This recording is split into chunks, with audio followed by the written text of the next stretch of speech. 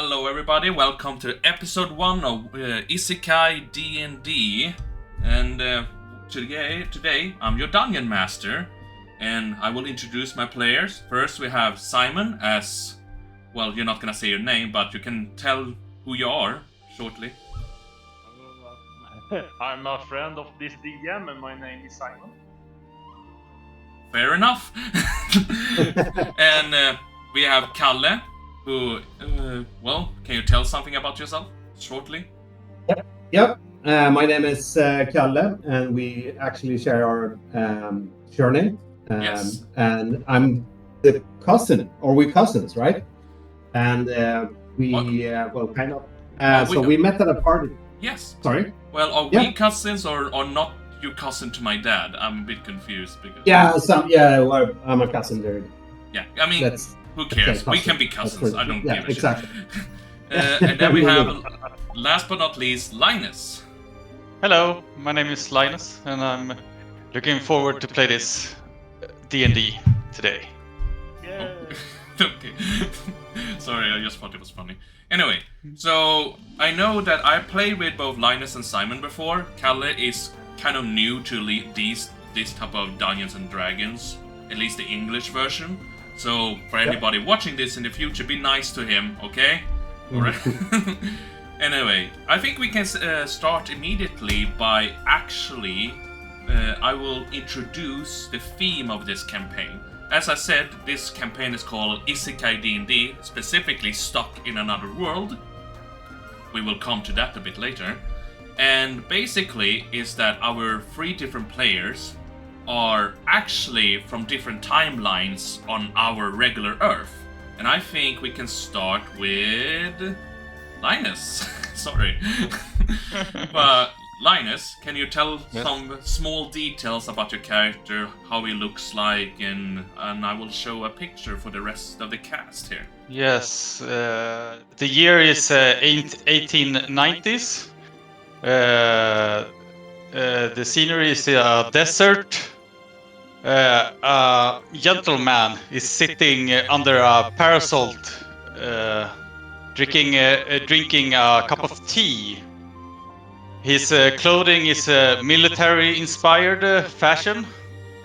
He has a cane and a pitch helmet, a white overcoat with golden buttons on it. His pants is white too, but the clothing that he's wearing has gone grey ash color of the sun exposure. Yeah, because it's quite dirty, isn't it? Why is it dirty? Yes. What is he doing right now, Linus? What is Ambrosia doing right now? Ambrosia is waiting for news. He's sitting and waiting excitedly for to hear a word from some people nearby. And in fact, one of those people run up to you and actually come up to you. Sir, good news, we have found it. Come quickly. All right. Yes, good. Ambrosio stands up and grabs his cane nearby, and fastly walks over, leaning on the cane. Sir, you forgot your gun! What? Oh, No time! And you run away towards the temple. Yes. You come inside this dark temple, and you start looking around for what you're searching for. What happens? Ambrosio, he grabs his waistband and picks up his flashlight and turns it on, looking into the dark tomb. Yes. And as Ambrosia is embodying into the temple, he doesn't find anything. There's nothing there but old scrolls and some stone tablets that doesn't look any unique at all. No! Not again! Why is it here? Oh, you're like kicking a rock or something, or... Angry slamming into a stone tablet that's on one of the this like stone furniture kind of thing on the ground. Like a stone table. Yeah. But as you smash it, the stone table breaks, and you're like covered in a bright, strong light that just engulfs your entire body. And before you can even move, you're gonna suck in, and you disappear, leaving nothing behind. And then we're gonna jump to the next character here, and that is Kalle. Kalle, can you please give us some details about how your character looks and what is he doing right now? So this fellow is in his 30s, a man with average build, slim body type. It's 180 centimeters tall, weighing around 70-80 kilos. He has dark brown hair, very well groomed.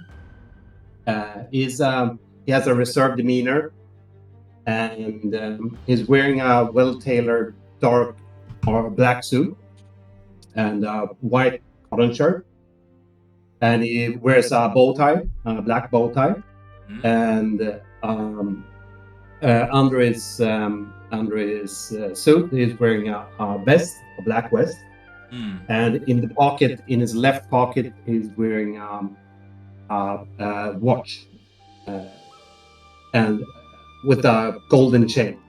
Nice. Attached to. Yeah. He's quite fancy looking. What was your character's name, Kalle? Was it Jonathan? Yeah, his name is Jonathan Weaver.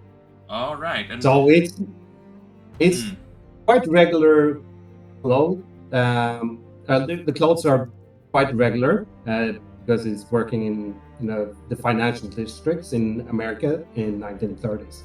All right. And during this day, what is Jonathan doing this day? Like, what is he doing right now, would you say? What is a typical day for Jonathan? What is his goal right now? What is he doing? Well, right now he's rocking his chair and has just lit a cigar and is looking out from the 40th floor in the skyscraper. And he just had a couple of clients which he helped to, scuffle some numbers to avoid some tax and such things. So he helped them avoid the Are you tax. kind of at your work right now, in an apartment right now? Yes. Right. I'm at my office. Okay. Do you have like a secretary or anything, or do you work alone? I'm working alone. Well, I'm sitting alone at my office. We do have a secretary, but they're not in the same room. All right. But I'm alone right now. Understood. You can see actually that your secretary left you some your newspaper for today at the table. Do you want to look at it? Mm-hmm. Yeah, sure. So I pick up the paper and... Yeah, and you try to read it, but as you're reading it, a bright light engulfs from the paper and swallows you up, all of a sudden sucking you in out of nowhere. And before you can even react or say anything, there's nothing left of Jonathan in that chair, and you have disappeared. And we go to our last player, Simon. Simon, what is your character's name, and how does he look like? Well, my character's name is his name is Runai Björklund. Oh. And he is 180 centimeters tall, and he has natural red hair that's blowing in the wind, and natural blue eyes. All right. I mean, I would like to see unnatural blue eyes, but okay. But he's quite fancy dressed up, I can see. Why is he dressed up like this? What time era is he from? He cannot be from the future, right? No, not from the future. He's from the 2023. Oh, so from today? Yes, from today. And he is quite happy today because he's going to a steampunk event. Ah, so he's a cosplayer. Yes, he's a cosplayer. He will want to show off his costume that he has been building for the past month. Yes. And he's looking at that event to get some new equipment for his cosplay costume. Oh, alright. Nice, nice. So you're coming to this event. Do you have tickets and everything ready to go in? Yes. The lady there takes your ticket and oh, by the way, sir, I don't know if you know, but we have some new stuff for like steampunk that just come in. If you want to see it, it's just around the corner. Oh yes, my lady. Please show me the way. Understood. Yes, I will not show you the way. I need to fix with its ticket, you know. But you can just go upstairs towards the escalator. All right. Sorry. Yes. Anyway, But you rushing up the escalator to get to this shop. But it's move out the way. I want to be first. yeah. But the escalator opens up and a bright light comes straight in your face and you falls down in the light of the escalator. You just disappear completely. And so, all three of you, and I'm gonna describe what's happening for you right now. You can feel yourself being immersed, like all three of you are separate, like you don't know each other's existence yet. It's almost feels like you like flowing through water, but you're not drowning anything. You can still breathe air and everything, but you're just kind of going through like this very bright light water that is like flowing you almost like almost through a water park almost kind of way, like up and down, around, like all disoriented. You can hear mumbles around you, like it's almost like you hear a voice trying to talk to you, but you cannot really understand a word, almost like this like thick wall between you and this voice. And it sounds like a male voice and a female voice that are trying to talk to each and all of you, but you cannot really hear it. It's almost like something is blocking you. And Linus, as you going through this bright waterway, you feel all of a sudden that those parts of rock that come with you as you broke when you punched that table start to transform in front of you into a black book with a golden symbol on it. And we jump to the next person, Jonathan. As you are also going through this river, you can see that in your little pocket where you have your... It's kind of hard to see on the picture, but on your pocket here, where you have your little... handkerchief. Handkerchief, or napkin. Yes, your napkin or handkerchief. You can see like a golden icon start to brightly shine from it. Like a symbol there. Runar, same thing for you. You feel like as you're flowing through, your armor that normally is made of like plastic and tin foil and like normal material starts to feel heavier on you, starts to feel harder on you, and you can feel for the first time in a long time that you can actually move your fingers in your arm.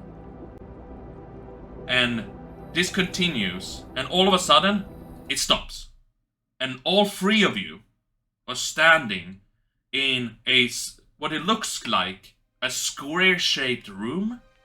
It's quite dark inside this room. Like, your eyes take a couple of seconds to adjust to the scenery, the area.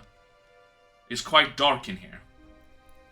But immediately, you can see each other, all three of you, standing like kind of in a triangle way, looking each other like face to face. Brosa, you have your black book in your hands.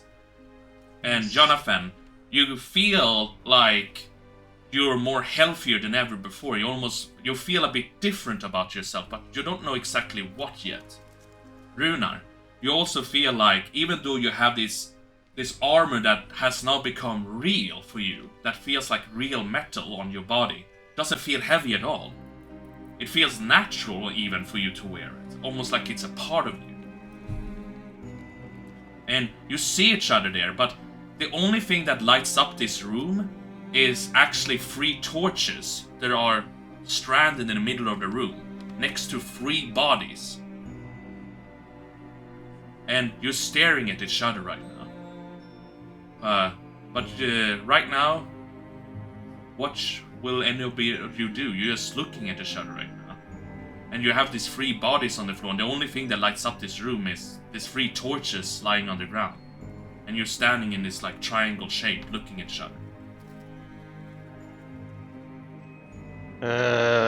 Ambrosio looks around and see the 3 bodies on the floor and 2 other people standing nearby, and he reaches to his side where his shoulder, what do you call it? Shoulder gun holster used to be on over his overcoat, but he realizes it's not there.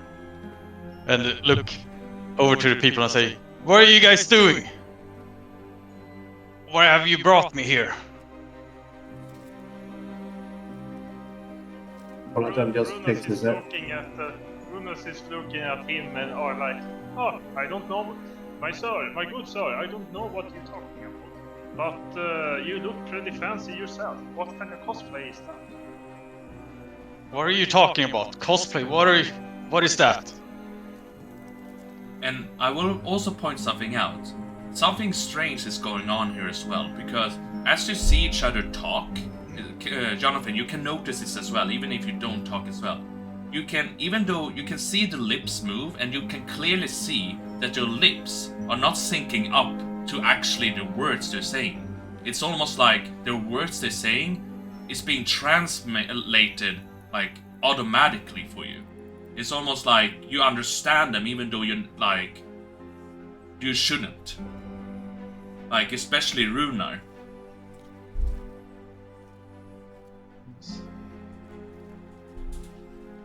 Yes. But as you're standing there, kind of staring each other down in this silence, you do hear, like, one of the bodies on the floor coughing slightly, like,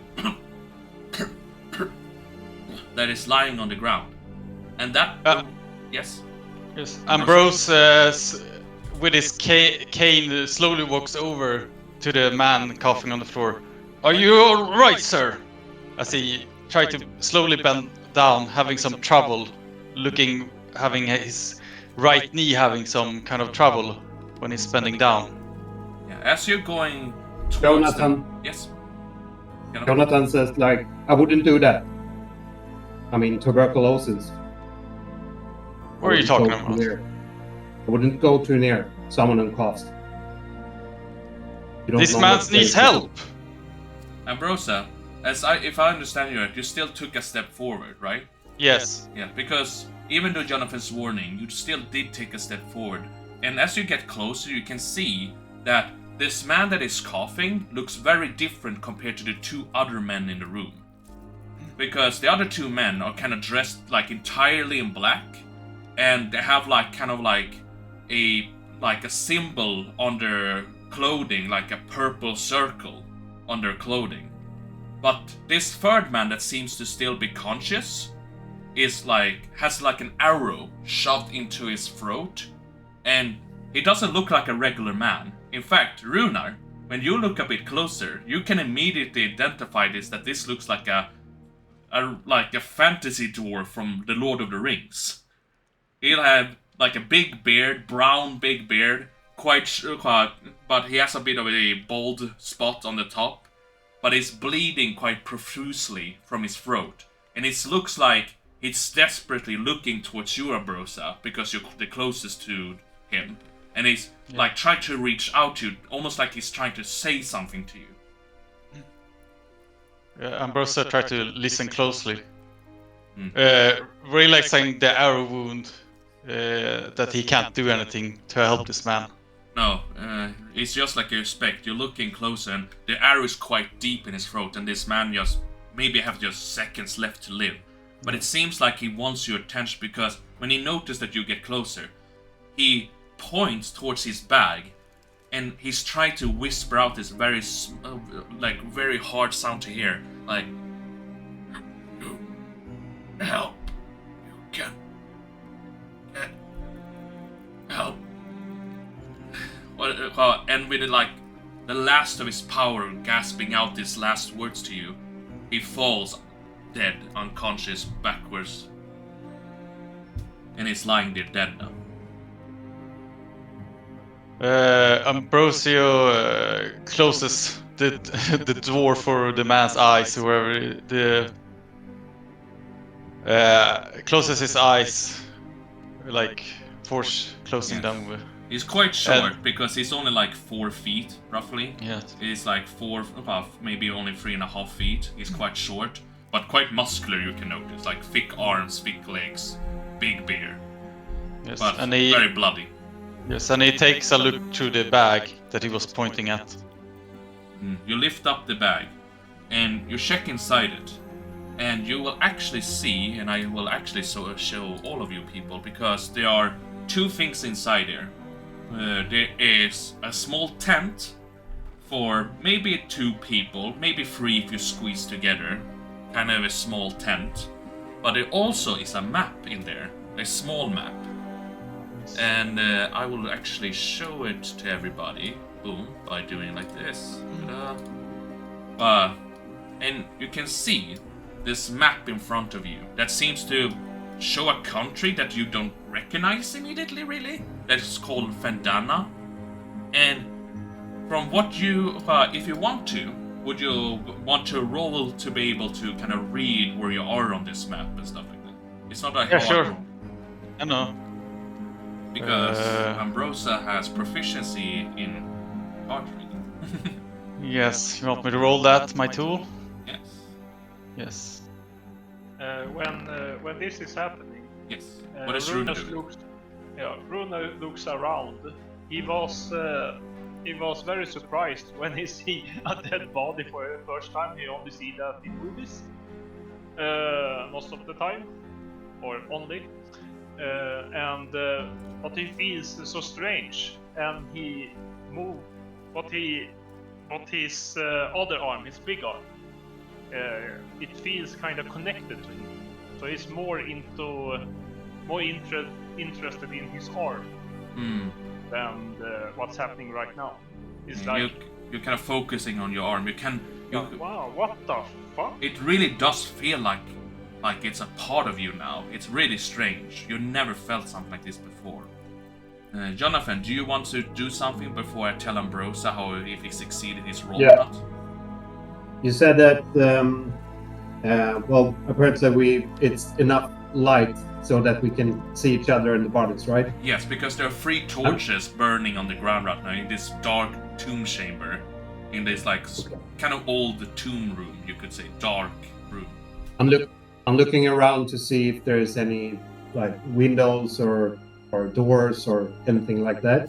You don't see any doors or windows, but you do see, however, 2 things that stands out. First of all, from the location where you kind of got transported here somehow, the area you were standing in was almost like a weird circular ring that was engraved on the floor, almost like a ritual circle. Like something you would hear in weird witch hunting stories. Is there any symbols? Well, it looks like there are symbols, but they kind of almost look like, for some reason, they almost look scrabbled up, almost like they've been burnt up and scrabbled after, almost like a thunderbolt have hit the ground there and burned up the symbols on the ground. And you can also see quite close towards the dwarf on his left side, you can see a small staircase, like a stone staircase, leading upwards. Can I see if the other 2 persons were standing in a circle as well? Yes, Ambrose and Runar, together with you, were all 3 standing in that circle. You and John and Runar are still standing in that circle. Ambrose has left the circle because he's checking the map right now. Okay. Yes. I stand firm. Yes. Ambrosia, you did make a check on the map, and you actually can figure out quite quickly that this little temple-looking thing on the map has been added on by somebody who, maybe the dwarf or somebody else, who has scribbled it on. But it's not original on the map. And you can, just through detection, looking at the map and everything, you can see that the dwarf has been written notes on the backside on the map. And you can notice that the dwarf has kind of done coordinates to the area he is right now and the travel he has done. So you can roughly figure out that you are right now in this like temple area that is showing on the map. And you can also notice that he seems to like circled in this town specifically called Ebba or Ebby, but with a red circle around. And it's all because the same kind of red pen that he has been using to draw the circle around, you can see the same kind of style on the backside of the paper. Seem to talking about like coming back 3 days. Almost like he's made a note to himself. You don't know the context. And what is even weirder though, is that now you're noticing that even though you've never seen this language before, you can understand it perfectly. Because you've never seen whatever this language is, but you somehow can read it without any problems at all. Yes. Ambrose kind of mumbles to himself. This is perplexing me. What is going on? As he looks at the map. Jonathan asks Ambrosia if he can read maps. Of course I can read. What a gentleman wouldn't. As he slowly stands back up. And why is that? Why can you read maps? Why wouldn't I be able to read a map? What do you mean? Not everyone can. How did you learn to read maps? You look, sir. You look like a more minted man yourself, but you would understand why. You just look at how I dress. It would simply answer your question. As he kind of does a pose showing off a little and does a little nod with his head while he's tipping it, introducing his clothing to the man before him. Hey, sir. Excuse me, but you didn't answer my question. Why I can read? Why? Because I have learned, I have studied. What is? Okay, gentlemen, have a little chill right now, please. We're quite talking normally. Who are you, man dressed as a medieval knight? That's kind of weird to say. I have using some steampunk. Steampunk? Yes. What are you talking about? What kind of cosplay are you words using? you're But using? anyway, I'm going to try to find a way out of here, maybe upstairs. I don't know. I was going into the elevator before I got here, so I'm going to try to see how I did get here. So you talk whatever bullshit you're talking about, and I go look around, and he just walks away. And Runa, you start to go towards the stone staircase. Ambrose says, "Good sir, will you wait a moment? We seem to be stuck at a similar situation. Let us work together. Let me reintroduce myself." Well, sir, that's quite... You are cosplaying pretty good, I'm very impressed by that. But I think we somehow just got mixed up somehow. Maybe I just took some drugs or whatever. But you can... Okay, fine, we can talk. Ambrose stand up and does a little gentleman pose again, with his tipping his hat to the metal man, as he says, "Good sir, my name is Lord Arthur Ambrose. You might call me Lord Ambrose if you want.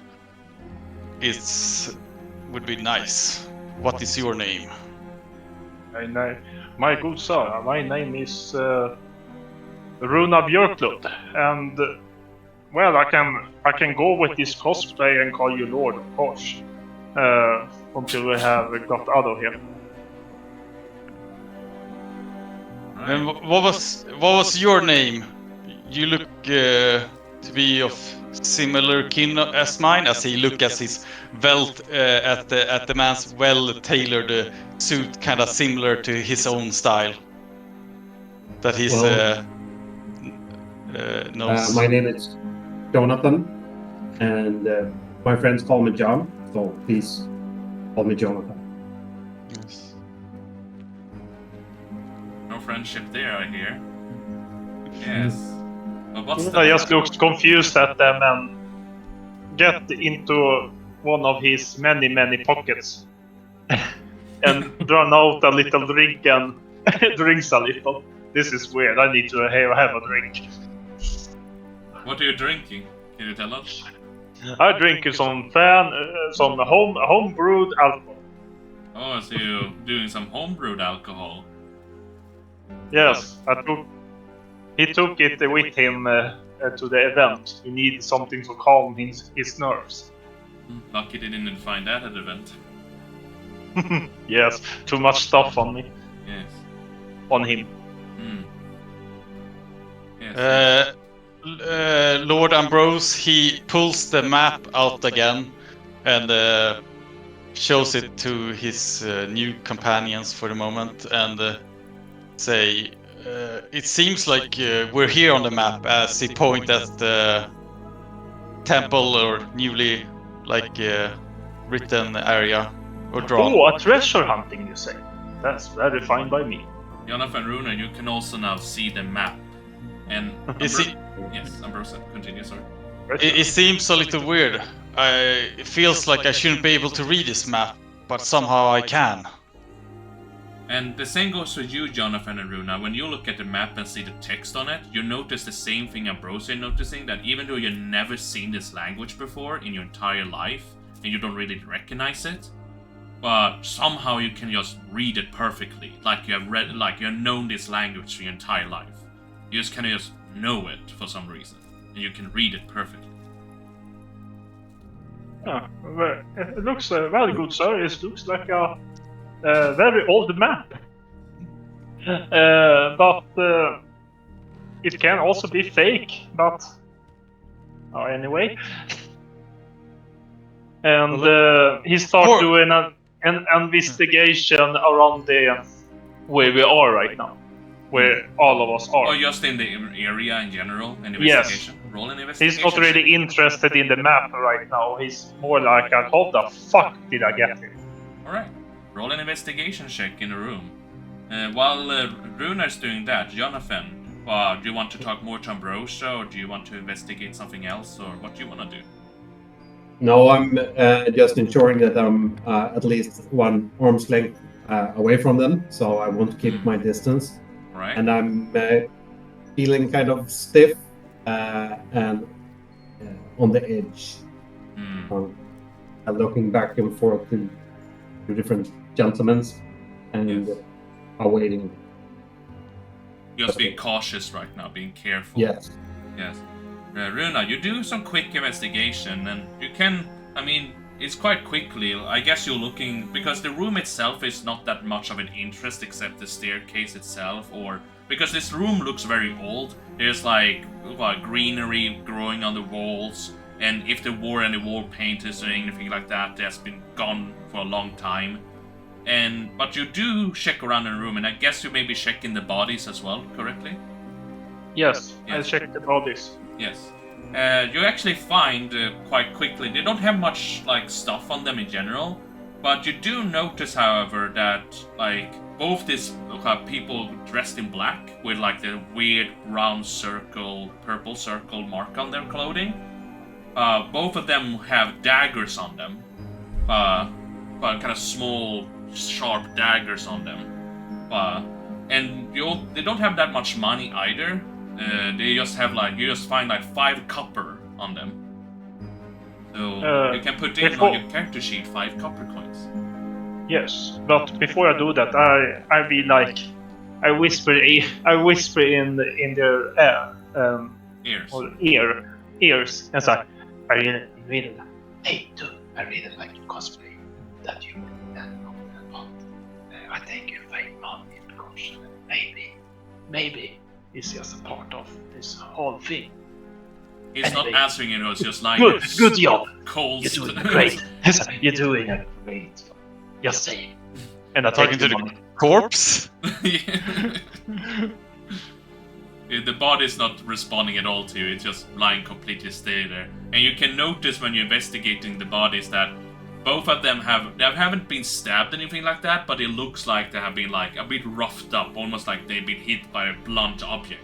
Because right next to the dwarf you can actually see that there's like kind of a small like hammer looking thing, like quite a beefy hammer, not like one of those regular small hammers you normally see, but like more of a beefier short hammer like next to him. Can I take the 2 assassin's blade and those 5 copper? Yes, you can take the coppers and the 2 blades if you want to. Oh, perfect. You can take anything you want, it's up to you. Well, I take the little beefy hammer too. Alright, you take the hammer as well. Put it on your character sheet.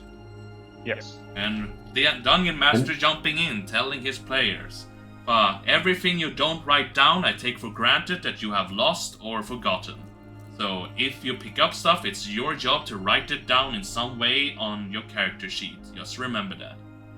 I will help you as much as I can if you want my help, but just remember that it's your responsibility. Because I have 100 other characters to look after. I don't have the time.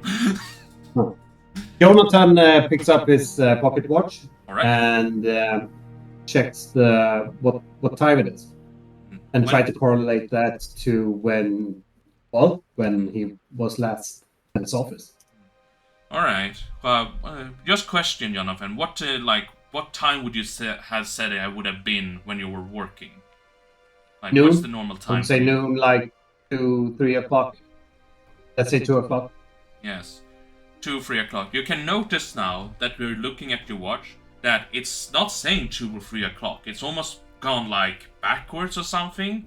And it's actually saying that it is 10 o'clock. So you don't know if it has been going forward or backwards. You don't know because it's your pocket watch. Mm-hmm. You just know it's like saying 10 o'clock. But you don't know if it's 10 o'clock at night or afternoon or in the morning. Okay. But the time is very different from last time you checked. Yeah. I'm also checking all my pockets to see if I lost anything. Yes. Everything you check in your pockets, everything that you remember putting in your pockets is still there. Nothing is gone. But you do notice, however, when you're checking things on your body, like, this is like kind of a weird thing that happens, is that when at the same time you're checking your pockets, and Runar, I'm gonna tell you that this happened for you as well, actually. But when you're putting on your items, Runar, and Jonathan, when you check your pockets, a small window pops up in front of you. Like, almost like, out of nowhere, like a sparkle shows in front of you, and a small, like, window that looks like an old paper comes in front of you, and you can see your character sheet. Okay. Yeah, and both Jonathan and Runar, you're noticing that it says Artificer on your paper.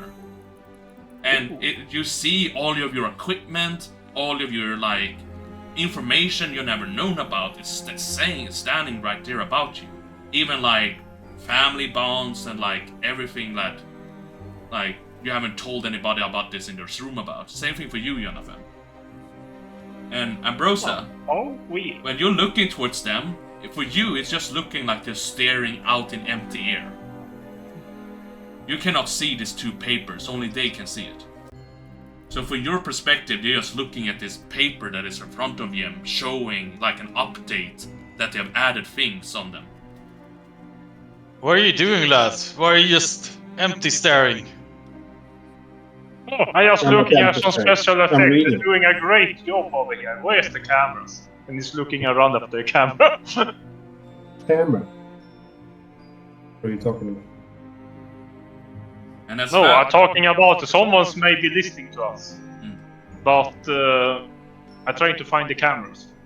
Because I did not write into a contract I was going to be in a show. You would see if there were a camera in the room. What? And there's obviously no camera here in the room. There should If you be. look around. Do you see in the camera? You don't see any cameras. That's weird.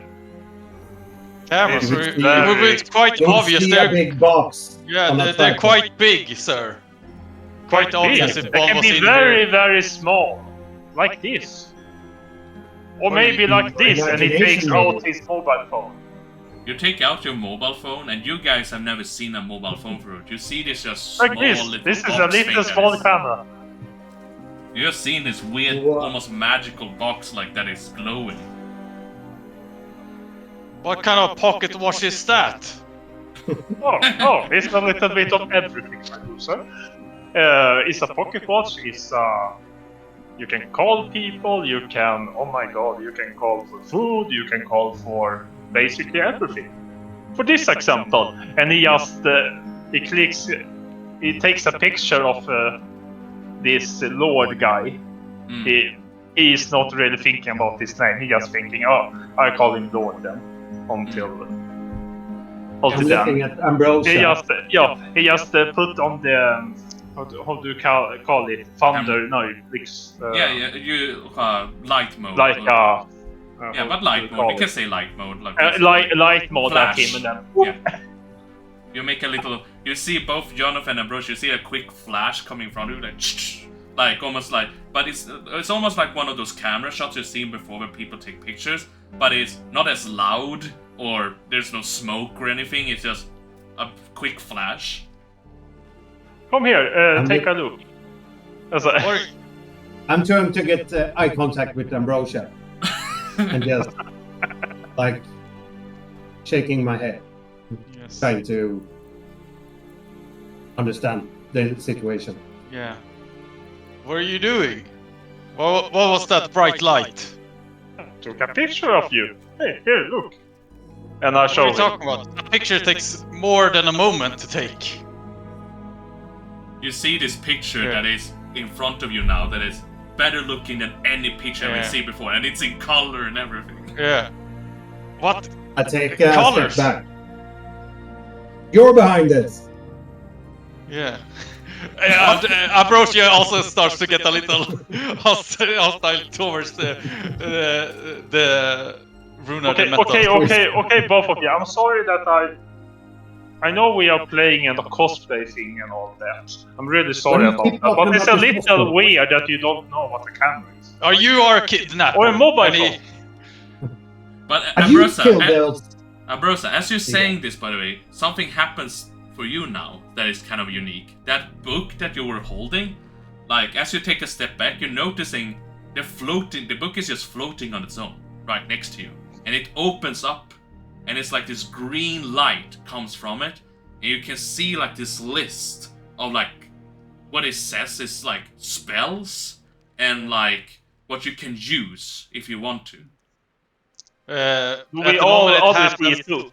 Yeah, you guys seeing this too. This book is just floating in the air, and it has this like square-shaped box symbol, golden symbol. Oh my on it. good sir, Lord, It's like you have a very shining fancy green. book of it.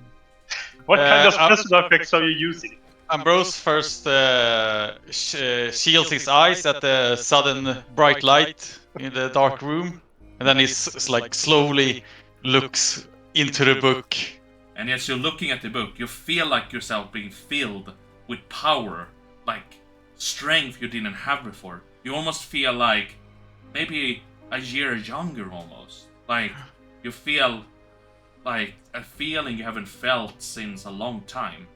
And it disappears just as sudden as happened, and the book closes, Yes. and it like kind of floats up to you, kind of expecting you to touch it, to pick it up. Yes, Ambrose instantly grabs it with one of his hands. And you feel Oh. that in your grasp that this book feels just like similar to Runar in his arm. This book feels like a part of you now. Almost like you don't want to get separated from it. Like it's a part of you now. When the flash happened, Yes. Jonathan, if he could, try to use that light in order to kind of get any information about the environment we're in. Alright. Details that I haven't seen before. Oh, nice. Sorry. As the light brights up, you, Jonathan, actually noticing when you're looking around that there is another figure standing in the staircase in the shadows that you didn't see before. And as he noticing that you saw him, he's like, "Oh no!" And he starts to bolt up the stairs. Oh, He's running. I shout. There's a guy in the stairs. He just keeps running. He's dashing up. What you doing? Well, get him! Are you running after him? Well, Ambrose is waiting to see what the other people are doing first. I see. I'm running. Right, Jonathan is running up the stairs. Safe distance. Alright, safe distance, but you try to keep pace, basically. Yeah. Yes. Runa, you're seeing Jonathan running up the stairs. I'm like, Come on, young man, go get him! Ambrose. I put my mobile phone on the battery mode. Okay, good. Great. And put it back and just walked very, very Nonchalantly up the stairs. Yeah, nonchalantly up the stairs. I'm like, okay. And Lord Ambrose, even though you're like nonchalantly walking up the stairs, Lord Ambrose is slowly limping up the stairs behind you. Like, yes, using his cane to help We him both walk are upward. limping. So, man, my arm is really, really heavy for some reason. I will point out to Runa that your armor does not feel heavy at all. Even though you know it's heavier, it feels natural for you. Like, but you still feel quite natural, like, huh. Like, you almost feel like, you think you're gonna be slower, but you're quite faster than you think you are. You're actually taking 2 steps instead of 1 when you're walking up the stairs. I looks at my big arm and I looks behind me and see this limping man. Oi, my good sir, do you need help? Do you have a problem with your leg? Don't mind me. Go help the other man.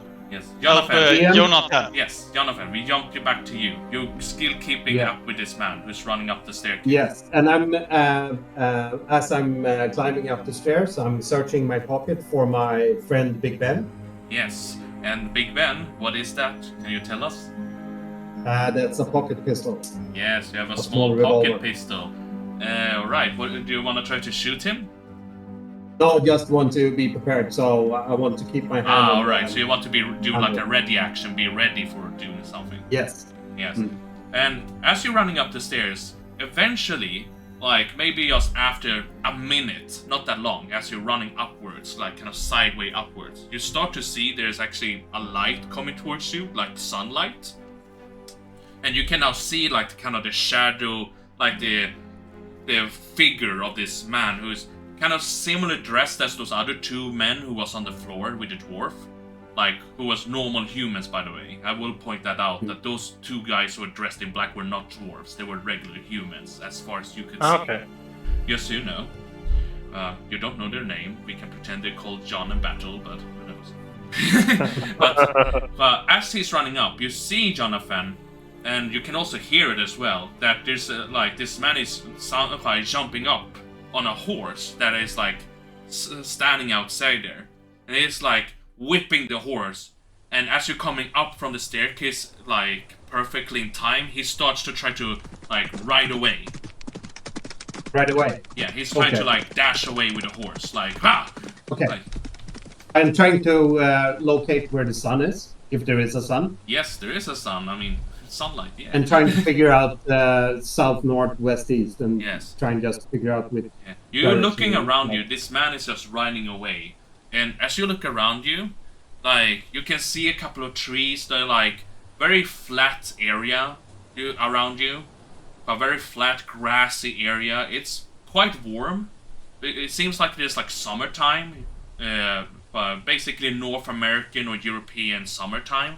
They're like leaf trees, and you can hear birds and stuff like that. And it seems like basically how it would be 10 o'clock, like in America, like during summer, it's like 10 o'clock here. Roughly maybe 22 Celsius. Not super hot, but quite comfortable.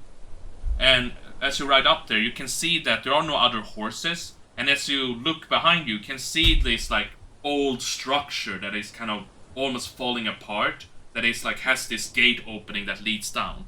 And above the gate, like this opening to this gate that leads downwards where you came from, there's like this symbol that looks similar to, the best way I would describe it is a D20 dice, basically, but no numbers, anything like that, just that kind of symbol. But it looks very old, like it looks like the original colors has disappeared long time ago. Okay. Yeah. I'm staring at this symbol, trying to kind of burn it into my mind. Yes. Because I don't have any pen and paper, so. Yes. You're trying to just remember it well, best as you can. Yes. Yeah. Understood. And also, the sun figure. I mean, it's 10 o'clock. Yeah, it's like what you can understand is like 10 o'clock roughly. Like it looks like how it would look like 10 o'clock. Yeah. Cool. It doesn't look like unusual. Right now you cannot really notice anything unusual except for the fact that you're in the middle of nowhere. It's not like this. You're not in a big town anymore, if you could say that. Like, if you have been moved, you have been moved far away from your original location. You can understand that very easily. Because you're this green, big field. Have the other guys came up from the? Yes, I would say while you're looking around you, the guy on the horse is like in the horizon now. It's no way you can reach up to him in time anymore. But Runa comes up the stairs now, like taking good heavy steps up, because you can hear clinking from his like heavy metal suit, basically, clink, like going up the stairs. And then 1 or 2 Runa minutes. gets up. Yes. Sorry. 1 or 2 minutes after Runar comes up, heavy breathing, limping, Ambrosia and comes up. now they can see in the sunlight because he was covered. His face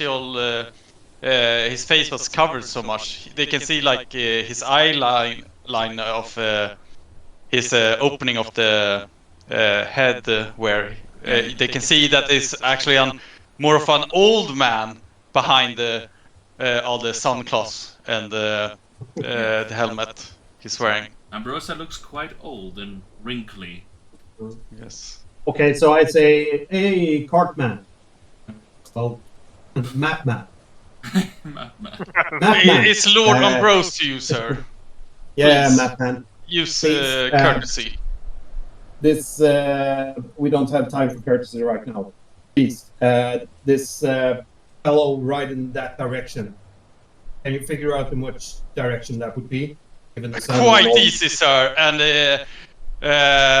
Lord Ambrose, he looks down at his cane, and you can see on the cane a compass is installed into the handle of it. Yes. Ooh. And you can actually notice that north, regular to how our Earth works, north is upwards.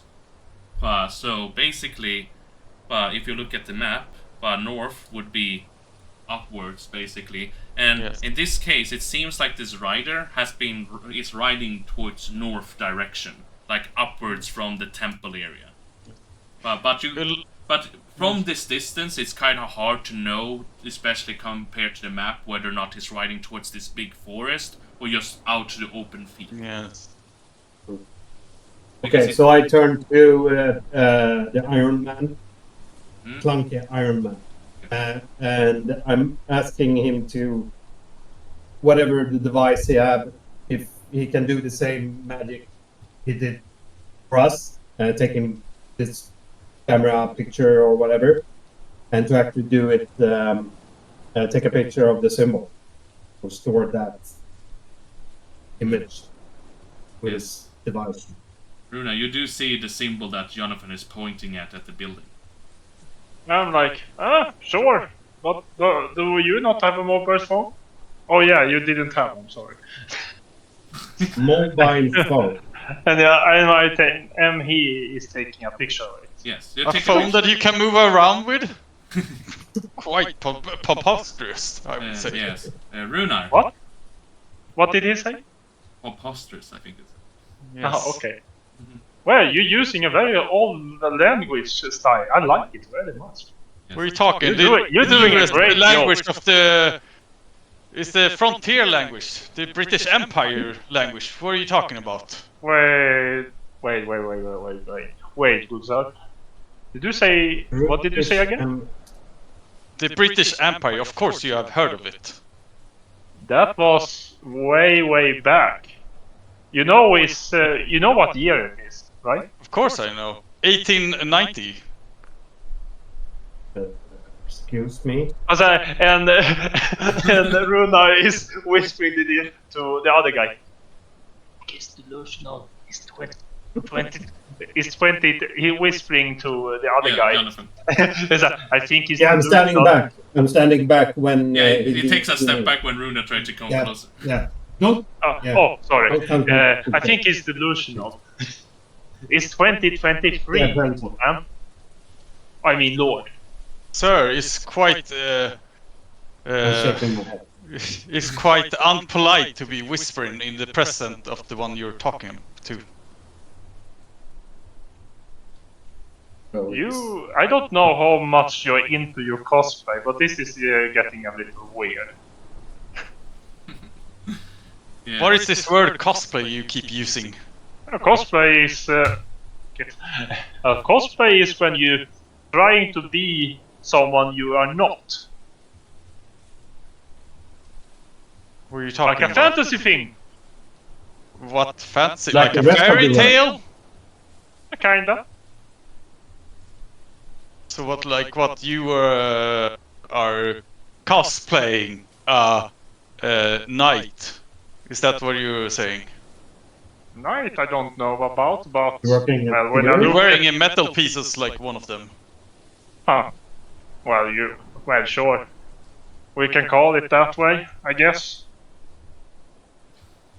But anyway, and he tried to slap his hand like this, but his arm is like, oh shit!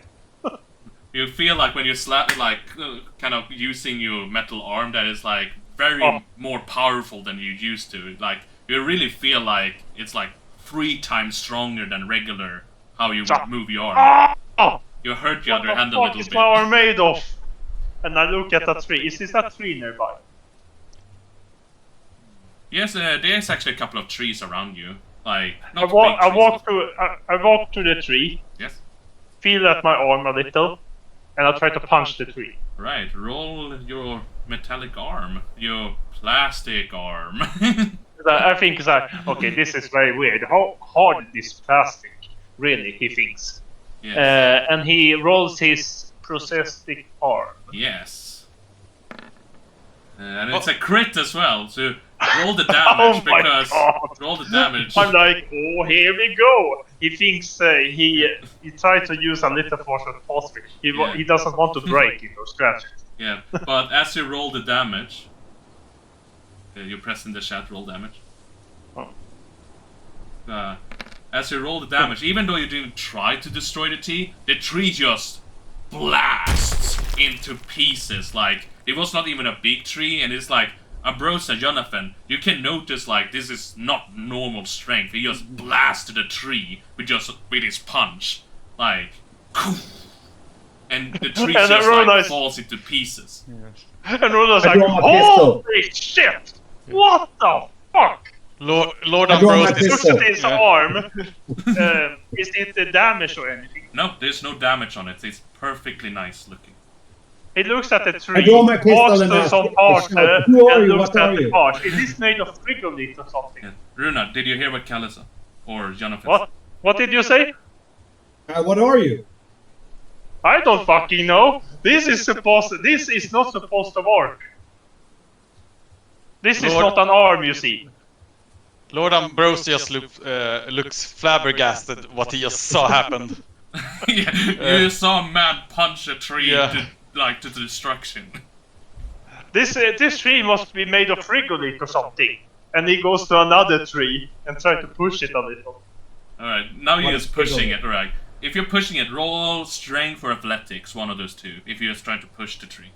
Yeah, just push it. He's trying to see if all the trees is made of plastic or something. Because he's very confused right now. He's like, Right. yeah, I'm not that strong. So, what did you say again? Yeah, strength or athletics, one of those two things. I don't think it matters for you, but one of those two things. Right? I mean, you just Oh, push that damn. tree over, that small tree, and you can see, like, inside of the tree that you're just Ulfa tipped over. It's not a big tree. It's like less than 10 feet. Like it's not big trees, but you're still like just easily pushing it over. Like you just feel really powerful, Runar. You just feel like more powerful than you ever felt before. Oh, It's almost like this is weird, guys. I think I'm Superman or something. Huh. I'm very confused right now. Have you been Isekai? Does someone know what that means? What in tarnation are you talking about? How did you destroy that tree? Well, this arm you see, this cosplay, is made of basically trash. Like plastic, some small metal scraps. It weighs over like 1 pound or something. It's not supposed to fucking break a tree. Like someone blow a fucking cannon or something. Cosplay plastic. What are you talking about? I mean, when you're cosplaying, you create things from trash. It's not real things. And this arm is not supposed to work like a real hand. It's a fucking prosthetic arm. As you point to your own body, Runar, you can notice that a new thing on your body you haven't noticed before, and it's the golden triangle that is like on your chest plate. Like, you know that you haven't put there before, but it's like shining there on your suit. He looks at it and be a little angry.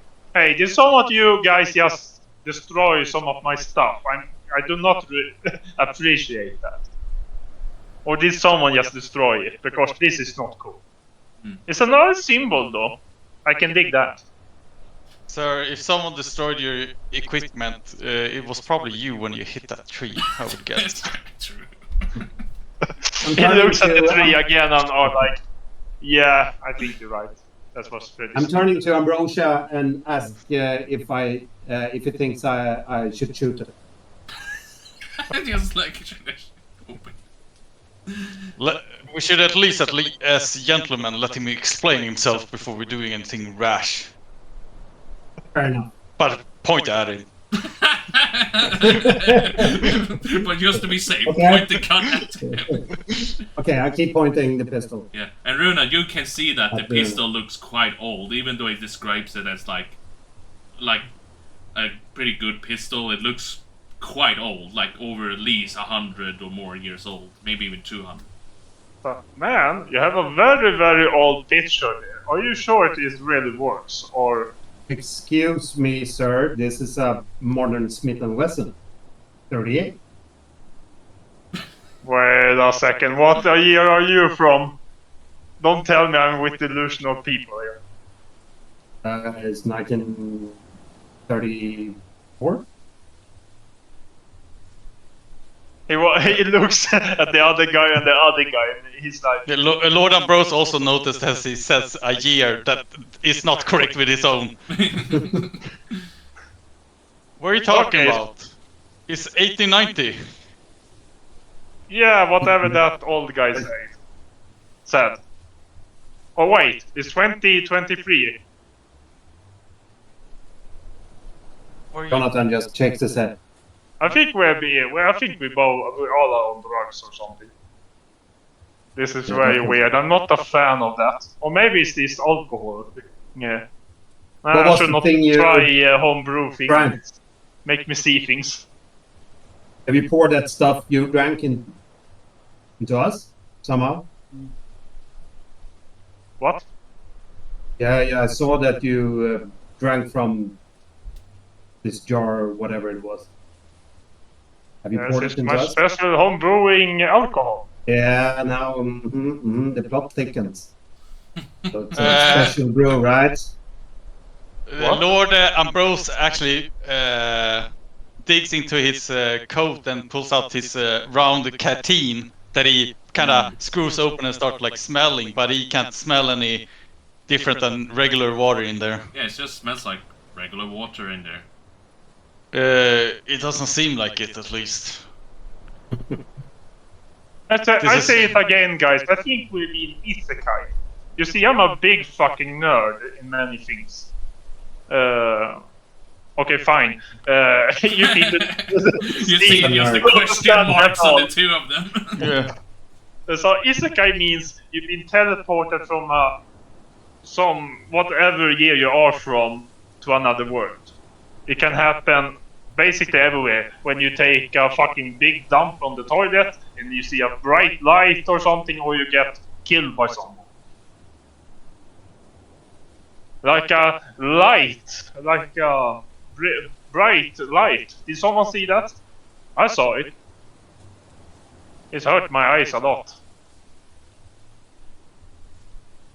This sounds like something that Aldous Huxley would write about.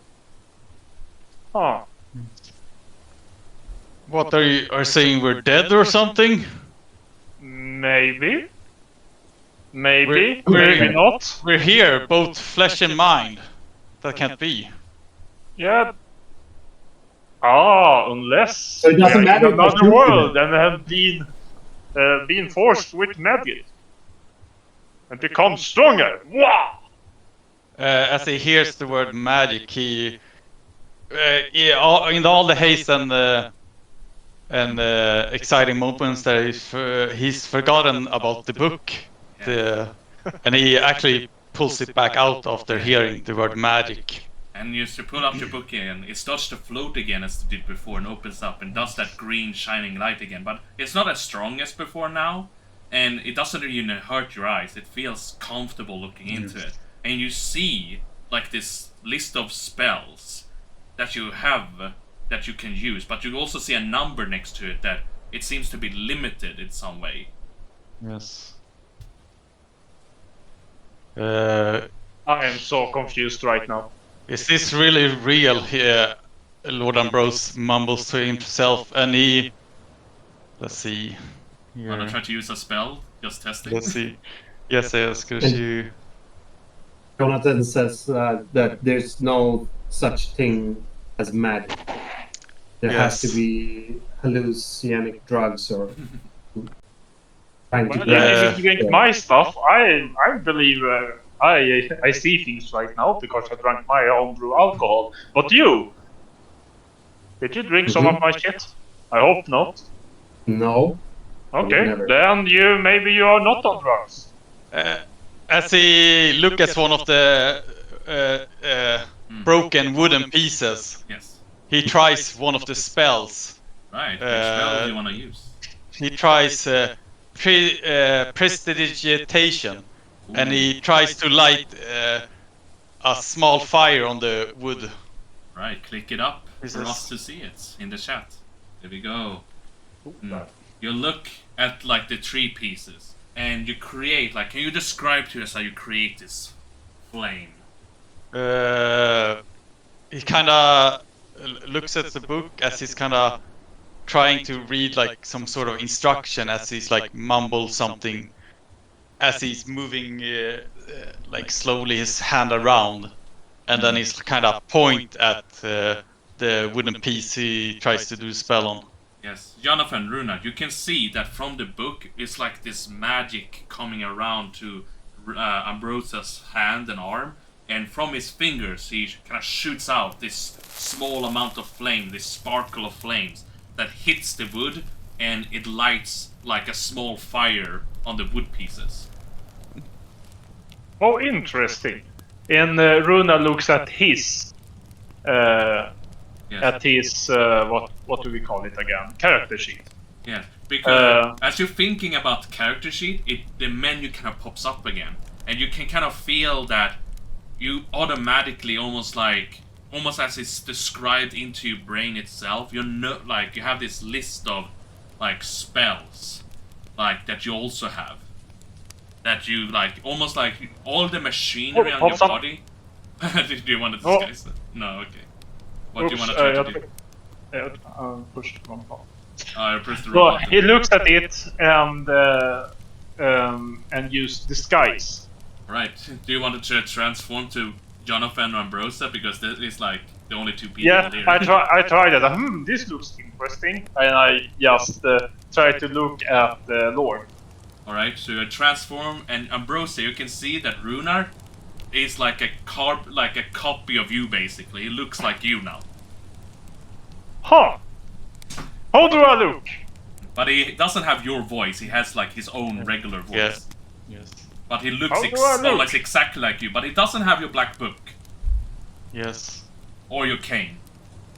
But he has the same clothing and same like features and body length and body like build. Yes. Oh, this is weird. Not supposed to work like that. I look at myself and I look just like him. Yes. Oh. You look at your arms and hand, Runa, you see like you have the same clothing, like your body, like is shaped differently. But you have the same voice. Oh. Well, that's quite stressful. Yes.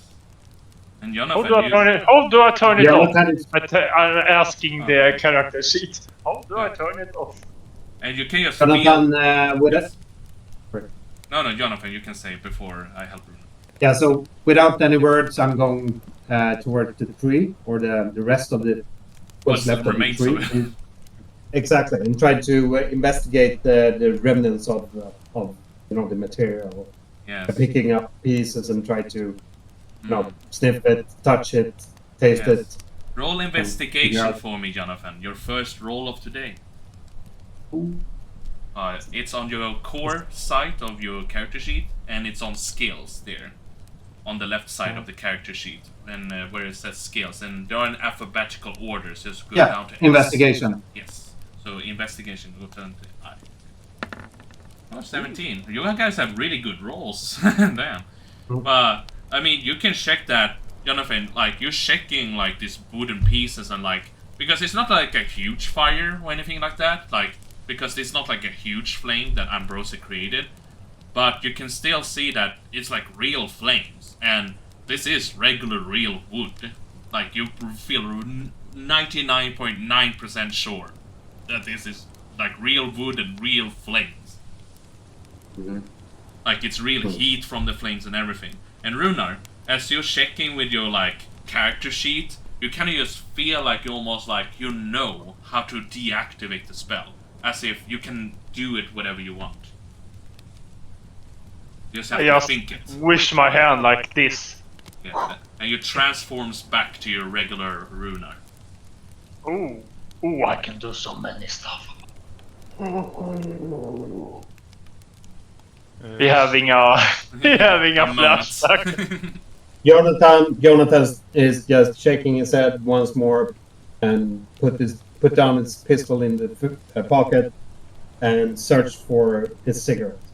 Yes, and you have your cigarettes there. Or is it not cigars, or is it cigarettes? I don't remember. It's cigarettes. All right, So- you take up a cigarette. Oh. So- Yeah, and I lit it up from the flames. Yes. From the wood. Start The burning smoking tree. there. Yeah. And just staring at the distance, trying to understand what's happening. Quite a complex situation. All of three of you have been into. Yes. Yes. Lord Ambrose look at Runar as he has copied his image. Yes. And as he deactivated, he says to Runar, "Please, sir, kindly do not do that again. It's quite absurd seeing that." Well, good sir, I am totally agree with you. It felt very weird, like a second skin. But it was wrinkled. Ooh. Damn. Okay, so Jonathan, after a while, stands up, and then I'm placing myself between the two characters, and say, "Enough with this. We need to figure out what's next. What's the next step?" Yes, it seems that we all have, well, at least two of us have gained some sort of special ability. I don't know if you have gotten some, Sir Jonathan. No, Uh, nothing. Did it? Lord Well- Ambrose. Continue. Oh, I'm sorry. I'm sorry. You first. Okay, well, Lord Ambrose, he now he check his pocket watch. Yes. And And just look at the like time. Jonathan's, I mean, you after everything since last time you check your pocket watch, you have been punching tree, talking to each other. So it's Yeah. been like 20 minutes roughly. Punching. Yeah, so it's roughly been 20 minutes. So it's like 20 minutes past 10. You know. So Yes. and basically, I don't know what time was it when you were traveling from Egypt. Would you say? I would say like maybe 10, 11 in the morning. Yes. He also look at the sun at the same time as he look at his clock to see it is correct, or if it's like Yes, just like with Jonathan, it's exactly the same. Runar is looking both at his clock. He's looking at his mobile phone. What is the battery status on my mobile phone? His mobile phone. You check your mobile phone. How much? Yes, both my little clock. Mhm. I have a clock like them. A Okay. fancy little clock. Yes. And his mobile. Yes. For For your mobile phone, I would like you to like roll a d10 to remove a little bit of battery time, because you have used your mobile phone twice now. So roll a d10, and depending on what you roll, 8. Oh. So on your battery time on your character sheet, do you want my help, or do you know how to do it? How to remove the battery time that I set for you? Oh, I really don't. Wait. Well, then the case I help you. Don't worry. Oh, thank God. Yes. I will help you, don't worry. Ah. You see the mobile? Yes. Because you sadly don't have that much battery, but... Oh, damn. Yeah. Runar closes his phone. He turn it off. Yes, you To save turn off the battery. phone. But just like with other people's clock, Runar, it's the same time as them, like 20 minutes past 10, basically. Runar is like, well, does everyone have the same time? Mine is at, what was the clock? 10 and, 10 and What 20, time? 20 minutes past. 10 and 20? Yep, he I seems can like confirm. it. Yes. Huh. I'm so confused. So, Okay. what's the I mean- Jonathan suggests to find something to travel in or with in the vicinity. Try to just scan the area for something, for horse or Yes. car or something, Yeah. train, whatever, something, I mean, vehicle of some yeah. kind. Sadly, like, because there isn't really any roads around you or anything like that. It's only like this old temple left behind that you're standing in front of. And it's like an open field with a couple of small trees here and there. It's like, it's quite flat, this land area. Ambrosia, you do know from the map that there is like a village with like the red circle around, and then like another village called Temper, not far away it seems like. But it's also like two different forces, like a forest between both of them. But it seems like if you, as you remember, the dwarf seemed to like try to imply you to go towards Ebba, but it's up to you if you want to follow his Yes. advice or not.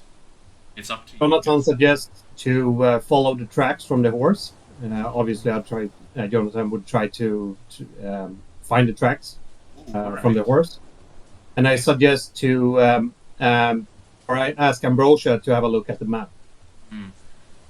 Jonathan, And, in that case, Jonathan, you can roll a survival, so you can like check the tracks if you want to try to follow the horse. Mhm. And Ambrosia, do you look at the map that Jonathan Yes. suggests?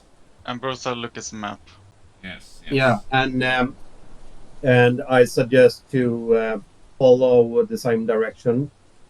Yes. The nearest town would be optimal goal to figure out what's going on. To Abbey. Yes, Abbey. So I would suggest to go north and keep going, following the outer edge of the woods. Do you want to roll a survival to check if you how good you are at Yep. going after the tracks? Yeah, let's see, survival. Yes, regular survival check. There you go. Ooh, you guys just rolling high today. This is a good beginning to. I cannot wait for your first combat when all the critical fail kicks in. So, but you rolled really quite well, Jonathan. And as you check in the ground, because it's not the first time, I think you have some experience in your background when it comes to investigate things, but you feel almost more keen at it. You feel much better. Your your ears, your eyes are much more sharper. You can pick up on things. It's almost like you can imagining the horse riding on the grass and can see it even though it's not even there. You feel very you have really strong knowledge what direction the horse took. And it seems to be right now going north. So do you follow it? I suggest everyone to follow it, or if the other one don't want to follow me, I will go myself. Yes. In normal case, I do supposed to have an avatar token thing for all 3 party members. I'm an idiot and forgot to put it in, so since Jonathan is doing the survival check, I'm gonna use your thing for the time being, just to represent on the map where you guys are, if that's okay. Well, he can do a 20, so... Yes. So, if that's okay for you, Jonathan, I'm using your little thing. Yep. For the time being. Sure. And you start to go north, alright? Yes. Yes. What kind of... Yes, Ambrose. As they just about to start walking, Lord Ambrose look at Runar and says, "Hold on a second. What is that on your left chest area?" And he points at the emblem that he has. Triangle. No, not the triangle. The emblem of a country flag, as he would think. Oh, Is the it not? country flag on the chest. And he's like, "Wait a second. I recognize that flag." And he tries to he tries to remember. Roll a history check, Ambrose. Yes. Yeah. Runet's trying to answer, but Ambrose is like, "No, I'm Yeah, big brain. no. I can do this. I can do Let me this." be big. Let me RP a little. Yeah, let me be smart, okay, guys? I want to be smart. Oh, You- damn! You know, Oh, even though it looks a little bit different, because Yes. during this time, I'm pretty sure during your time area, if I don't remember wrong, Norway and Sweden was connected. So the Yes. flags looks a little bit different, but you do recognize that it looks like the Swedish flag.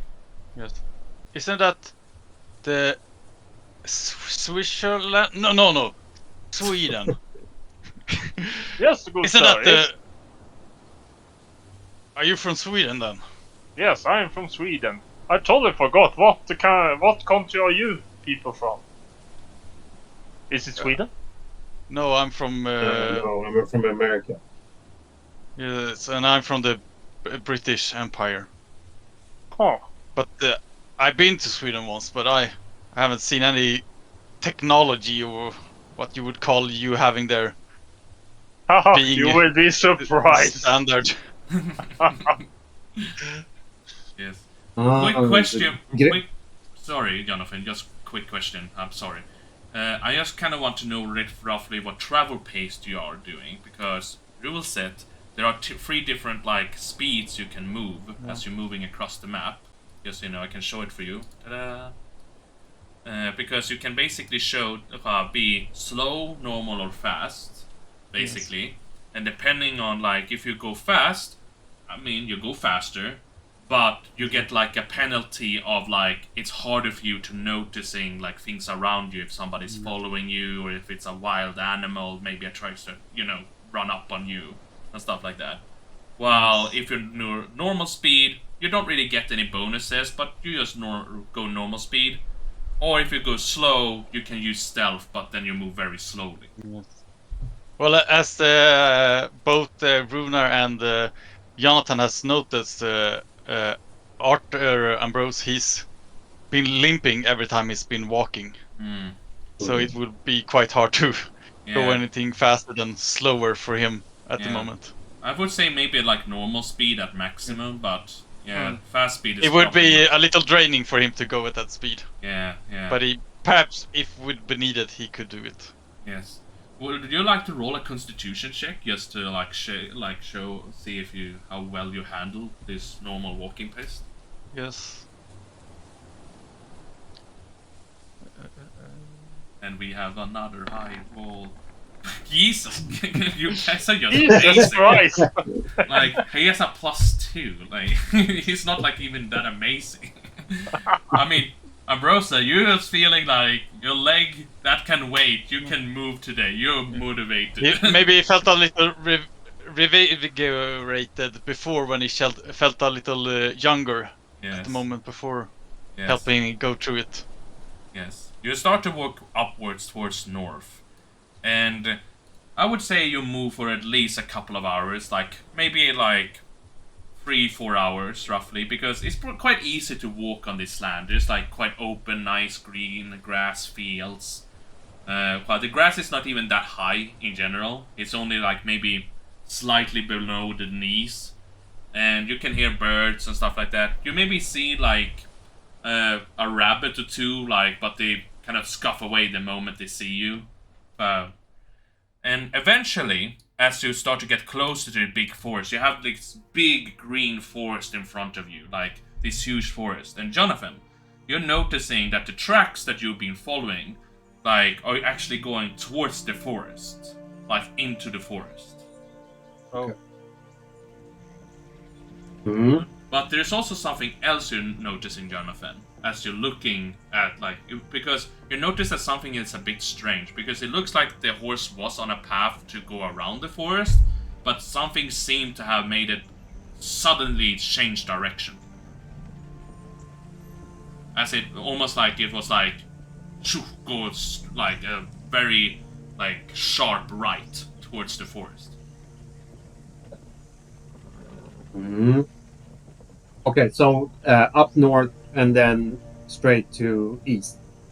Yeah, basically, yeah, towards That the... sharp turn. Yes, yes, Okay. towards the forest, basically. Instead of going, like, around the forest, like, Mhm. it's, for some reason, seems to make the decision to, like, go towards the forest. Because right now you're standing just a couple of feet away from forest. I would say maybe less than, like, 60 feet away. You see this, like, huge green forest. Like, it doesn't look too hard to walk through it. It's not, like, super compact or anything like that. It looks like it Mhm. can be not that hard to traverse through it, but Okay. it's up to you to choose the group if you want to keep following the horse towards the Oh. forest and go basically the shorter direct route towards Ebba, or if you want to take a little bit of a detour around the forest. Well, since we have walked for how many hours? You have walked for roughly Let's go 4 on. hours, I would say. Okay, so so it's getting maybe not dark, but at least afternoon, right? Yeah. So I mean, So, yeah, it was roughly 10 o'clock plus 4 hours. So yeah, it's probably 2 o'clock roughly, maybe 2 o'clock, 20 minutes over 2. Mhm. I would. I'm turning to the group and suggest that we try to follow the line, the edge of the forest, and try to go around it rather than straight through it, but still keeping our close to the tree line so that we, in case something appears on the plains, that we can hide behind the trees, but not go into the woods. So kind of Yes. going Mm.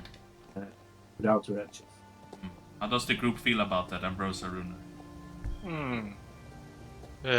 Ambrose also look at like the hoof print on the ground, and the movement of the horse look quite.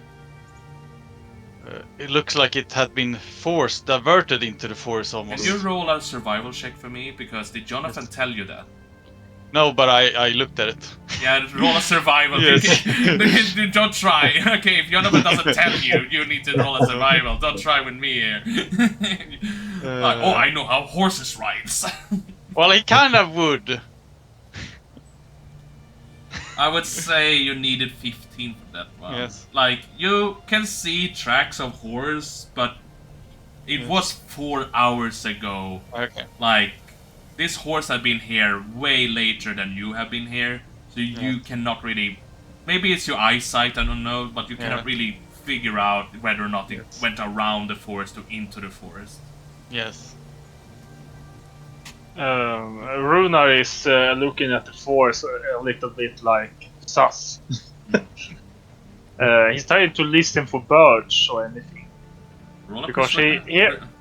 he has a feeling that something is not right. He had some feels and weird. For example, he had a weird feeling from the Lord's book. Oh, you like suspicious of like the Lord a little bit? A little bit of his book. I'm a Right. little so, is that graphic or is it real magic? I mean, from the dude that punched down a tree twice, but okay, sure. Yeah, it's really unrealistic. I mean, yeah, but you can roll a like. Are you checking the book or you just your surroundings? My surrounding. Then roll a perception, a regular perception. Oh. 14. I mean, birds are singing. It's a sunny, beautiful day. And roughly right now 23 Celsius is right now. Maybe 1 degree higher than it was earlier. But it's a little bit windy, so it's not like really hot outside. It's quite comfortable, honestly. There's a bit of white clouds in the sky. And the forest seems quite calm, but you can definitely hear like more bird noises and animals from the forest than outside of the forest. But you It's cannot because really... he have Yes? he have read some books about nature, and he's not really comfortable walking into a dark forest. Alright. And he thinks, okay, if I have read about if everything is quiet, there's a big animal. Do you keep that information to yourself, or do you want to tell anybody? I keep it for myself for now. Yes, you're just thinking to yourself. So... Yeah, just a little memory. So like, Yes, yes. I'm not sure about this. But you keep But, following Jonathan's idea. Yes. Alright. You just keep following Jonathan, you just kind of, yeah. I'm like, Then, I'm going with you, and I do a thumbs up with my big ass arm. And Jonathan have a concern, and that's food and water. So he turns to the group and asks who carrying food and water and how much. I suggest that we collect all the food and water we have and try to calculate how long it will take before we need to start to seek out food and water. Runa just realized he needs to eat to survive. Yeah, it's like, alright. I didn't think about it. You do feel a little bit hungry, all of you, 3 of you, I guess. It has been a long day, 4 hours, being teleported to a mystical place, if you're not on drugs or anything else. So, Yeah. I mean, do you want to share information about what you have on you, if you have any food or water? Well, I have alcohol, but it makes you more thirsty, so that's not that good. No. And Ambrosia? Well, yeah, Ambrosia have already shown him canteen, so he kind of shakes a little, and you can. I don't know what you want to roll for how much you is can, left. roll a 100. D100, and depending on like how many percentage, basically. Alright, That's so like- roughly half full. Yes. So if you share between the 3 of you, you can like last like a day. Like if you share between the 3 of you, like 1 mouthful each, basically. You can get a good... And as long as you're not like sprinting and running and stuff like that, you should be able to Yes. survive a day at least on this water if you share it between the 3 of you. Because I asked Ambrosia, given that you are familiar with maps, would there be a possible place for a river or something like that, given the coastline and all that. Yeah, well, there is a river on the map, but it would take longer to go over there than it would to get to the town. If you want to, Ambrosia, you can do a check with your tools with the cart thing and see if there's maybe some markings when it comes to drinking, because drinking water doesn't need to have big rivers. It can be smaller water places that maybe it's not marked on the map necessarily. But from your experience, maybe you can use them. Yes. And of course he rolls well. What is wrong with you guys? Can you guys make a challenge for yourself soon? I'm just scared that you guys are gonna roll horribly when it actually really matters, when you could die or live later on.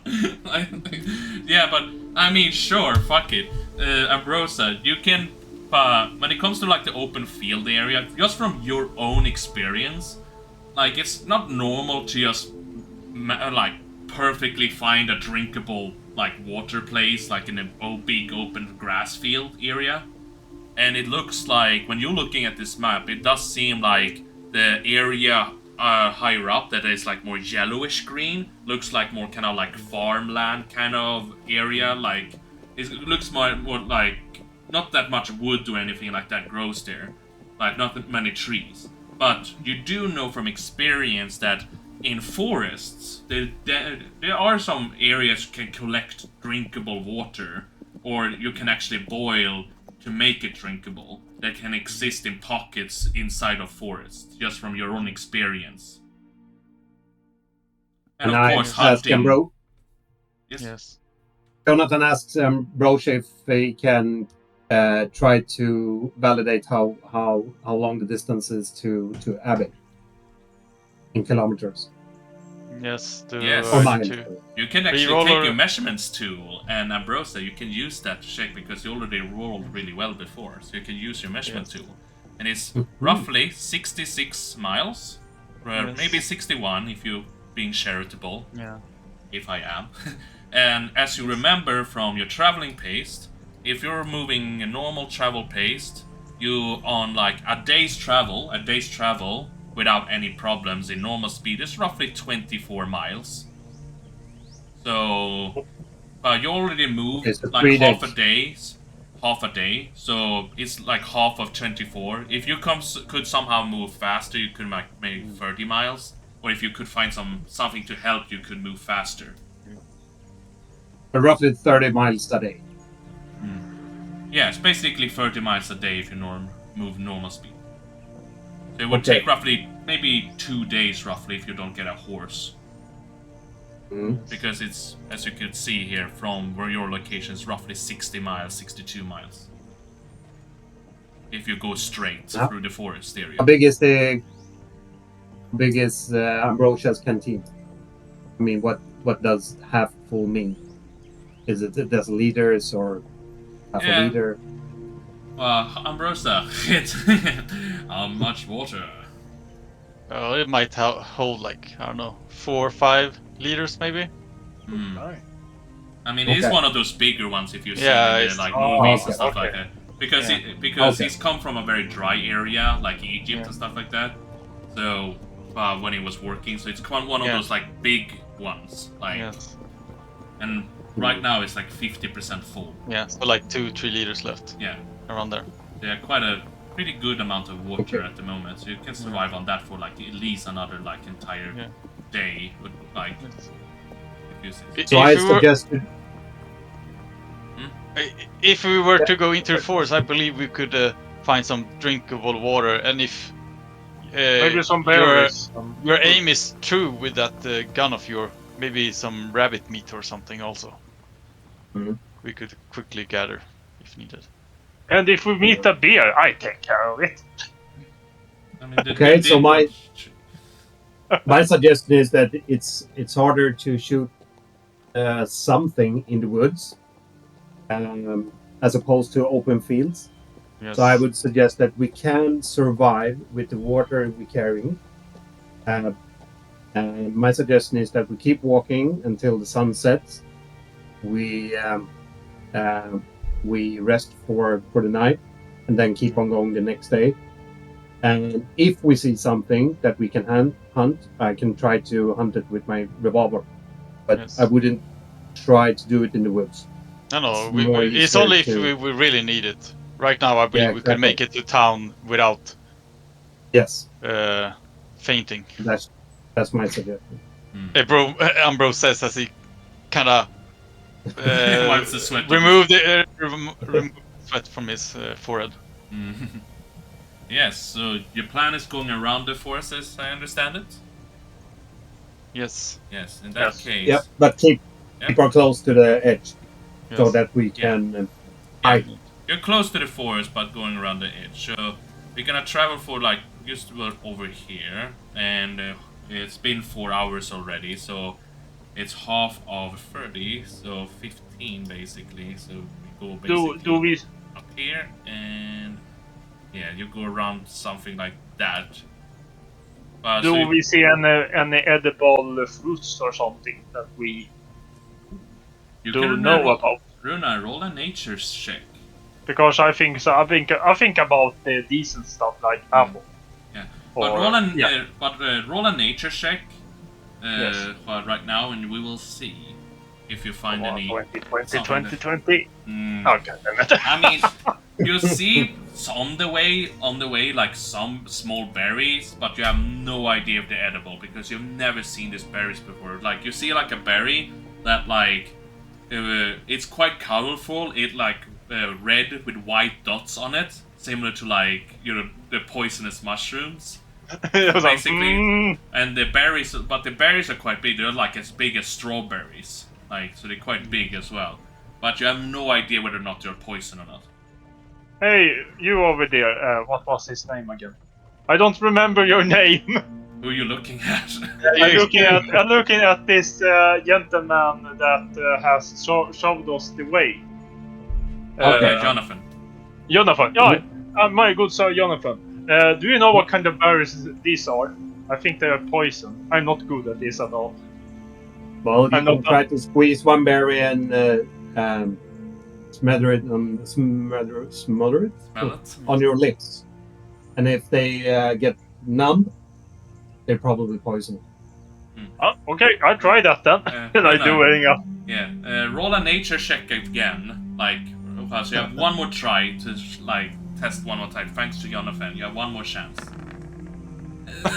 I mean, you pick it up, but you kind of just maybe grappling a bit too heavily with your big metal arm, so you just squeeze it into use immediately, just splashing a little bit on your face, like, and you cannot really figure out at all whether or not it's poison, and now your face is just a bit dirty. Well, Jonathan, I took the wrong arm. I think this one is little strong. I would say it's too risky. I would say keep focus on the objective. And we have water. We don't need food. But it's a high probability that we can find decent food in this town. Okay. He wipes it from his face. And, Lord Ambrose look at the berries also, and he says, "Where are we? I have never seen any kind of berries like this in Africa." And then he kind of walks away. Yeah. Well, you're kind of staying right now because you've been walking for another 4 hours. So it was We're like resting then. 20 minutes past 2, and it was 4 hours. So 2 plus 4 basically. If I see. So 7 o'clock on the afternoon it's right now. So the sun is starting to slowly go down. It hasn't gone down yet, but it's starting to kind of go down in the horizon. Do you want to set camp for tonight? Like, because you have a tent, Ambrosia, that you took from the dwarf. Yes. It was a 2-man, right? Yeah, It was a 2-man tent. Yeah, it looks like you can feel like 2 pretty easily. You can probably feel 3 as well, but it's a bit tight. It's not like the biggest tent. It's obviously not made for like multiple people. It's made for like 1 or 2 people. But you can probably squeeze each other in there, but it's not that comfortable. Yes. I take the first watch. Alright. And yes, but before you're going to bed or anything like that, let's see. Do you want to ask each other something before Ambrose and Ronar goes to bed, or? I'm just Yeah, saying, Rune, I want to ask something.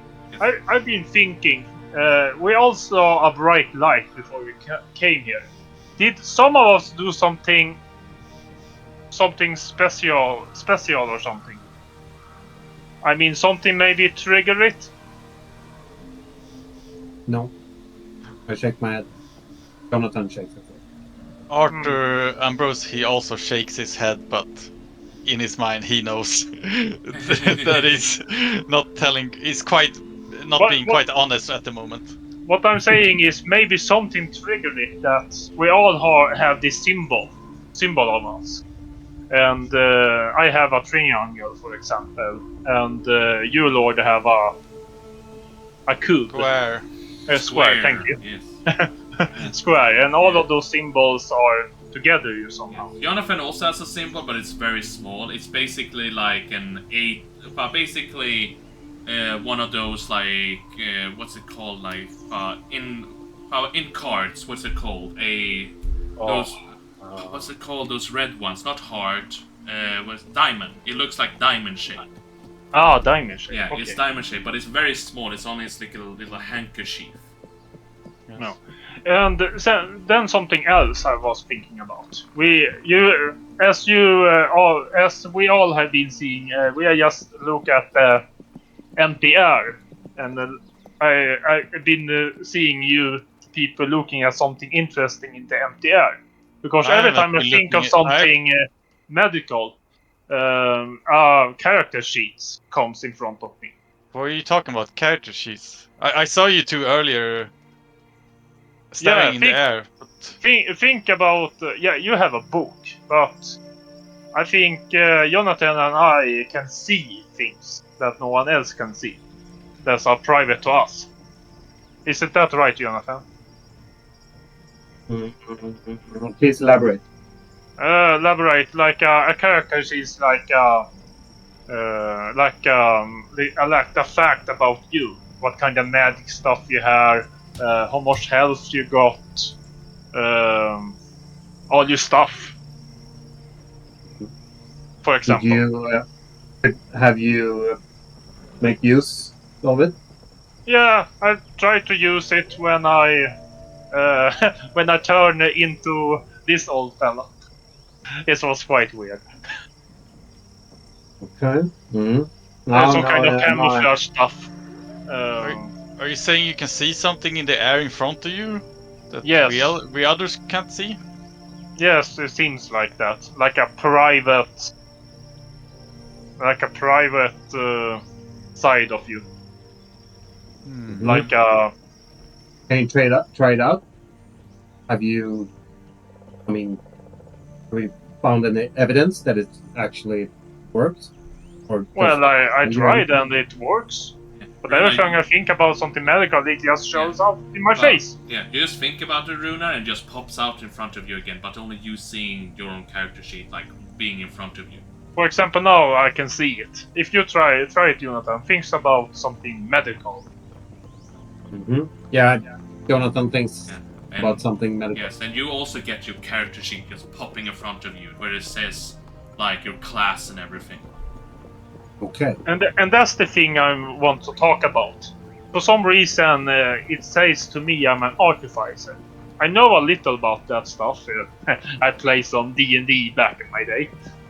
This was quite funny. Mm-hmm. But it seems, for example, it says I'm an artificer. What does it say on your sheet? On mine it says entertainer. Huh. Well, that's not confusing at all. Artificer. Mine is basically confusing because when I say artificer, what the fuck is that? For me, an artificer is kind of someone that builds stuff. Because you see, I have this cosplay when I'm walking around in my world. But in my free time, when I'm working on that, I'm an engineer. I build stuff. Mm-hmm. Yes. Like machines. Yes. What types of machines? A little about everything. You build stuff I'm working in a fabric, Factory. and what? Factory, you mean? A factory. Thank you. No problem. My English is not that good. But Even when it gets perfectly translated, it's still hard. yes, it's very The accent is so powerful, even magic cannot fix it. exactly. And I build stuff, and I repair stuff. Ambrosia, do you want to try to take up your character sheet while the two are talking? Ambrosia, when he heard before that the thinking of something medical brings up this apparently screen or whatever he's talking about. And just like them, for the first time, you're seeing your own character sheet now. When you can see your class, you can see, well, everything in front of you, like... Oh, I see you have one too, when you're looking at the NTR. How can you see empty? Yeah, and he looks at this sheet, kind of mumbling to himself while reading through it. Had to study it a little bit. Yes. Yes. Unfortunately, I don't have my guitar with me. So I can't entertain you. But what do you do? What kind of work do you do? I mean, is have some kind of... for me, I'm an engineer. Yeah, I'm I working create at an office. I'm helping people with financial inquiries. Huh. Yeah. And you say you're what called entertain? Yeah, well, so I'm an entertainer at my free time. Oh. My free time, yeah. Oh, it makes sense. Yes. And with that, our quick question: do you guys light a fire, or just letting the stars loom up the light of the night? Or yeah, I'm suggest to the group that we shouldn't lit a fire because of it might draw attraction that we don't want. Yes. Yeah, that's Ambrose true. agree. Yes, so no fire. I agree Understood. too. As I will point out, Jonathan, because you're the first guard of tonight, you can notice one huge difference between like normal life, but that you haven't noticed until now. And because when you look up to the sky, you see not one but two full moons, perfectly squared moons in the sky. And you notice that one of the moon is like kind of this bluish color, like light blue, like a full moon that is light blue, and another moon that is slightly smaller, not as big, just slightly smaller, that is like this reddish color. And both of them are like shining like full moon style up in the sky, just not that far away from each other. And because it's not that cloudy either, you can see stars and stuff like that. But I would say that when you look around, like if you try to find like star symbols like you would in our world, you can't really see them here. They look very different from what you used to. And during the first shift, Jonathan, can you just roll me a perception check on how well you can look around you during the night shift? If you see anything, and I will roll my own stuff that you can guys not see. Perception, let's see. Where's my first? It's There. on skills. Yep. Alright. Of course you roll. Good, pretty decent. Well, the night seems very calm, nothing seems that like, it doesn't seem to be any wild animals coming, anything like that. You don't really light a fire. You look, nothing noticeable happened that night. And who do you want to wake up for the next shift afterwards? I'm waking up Ambrosia. Alright, Ambrosia, you get woken up. Yes.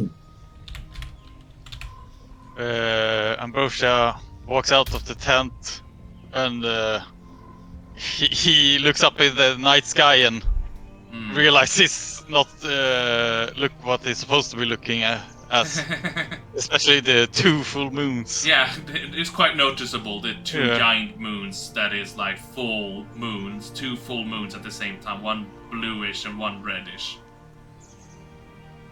What in the tarnation? Yes, yes. It really seems that we are not on our planet anymore. I do not recognize any of these stars. Oh, you recognize the 2 moons? Well, if it would be the one, perhaps. Okay, One good. too much. I asked for a sip of water before I go to bed, Yeah. Yes. and I just update Ambrosia that I haven't seen anything. It was a calm situation, nothing really happened. So you go to bed and it's Ambrosia's turn. Ambrosia, not your turn to roll perception check. Yes. Ambrosia, as he's supposed to be night watching, he becomes a little too captivated by his new book. So I was thinking maybe disadvantage. You maybe not focusing on like looking Yeah, around, you're he's, more focused on the book Getting itself. a little too captivated, enthralled into the book. Roll disadvantage on perception then. Yes.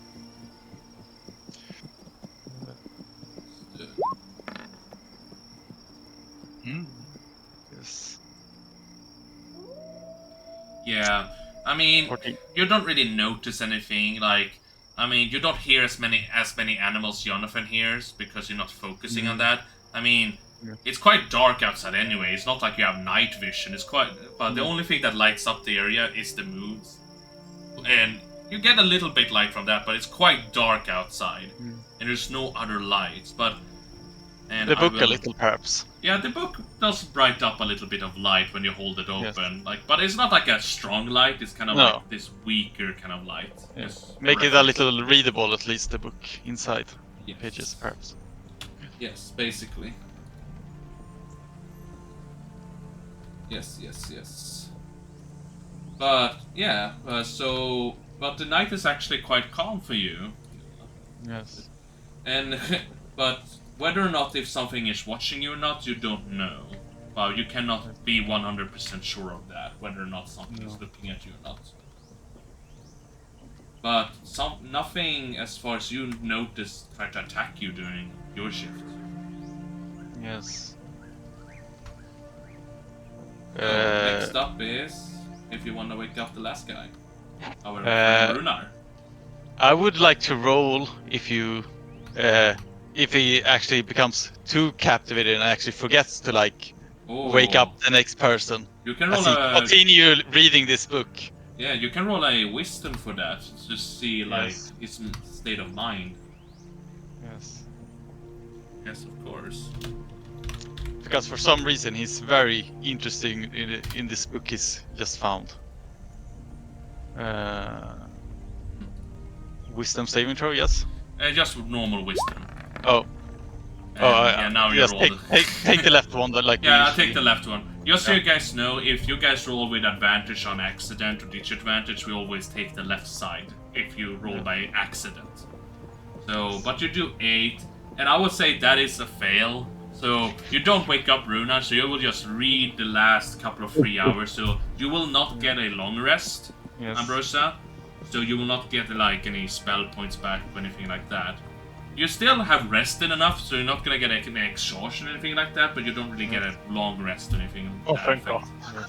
And eventually, you do notice the sun coming up.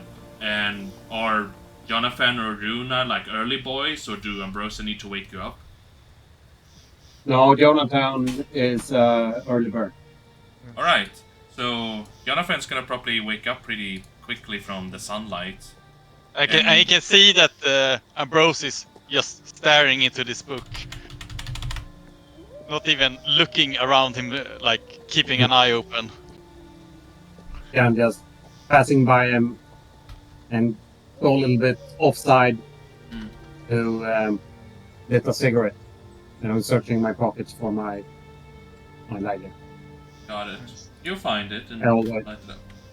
And Ambrose suddenly hear like the sound of the, because you have one of those lighters, right? Yes. Like Yeah. yeah. So he Simple. started has like the, I don't know, the sparkling of the, like breaking his concentration. Like look up and like, is the sun up already?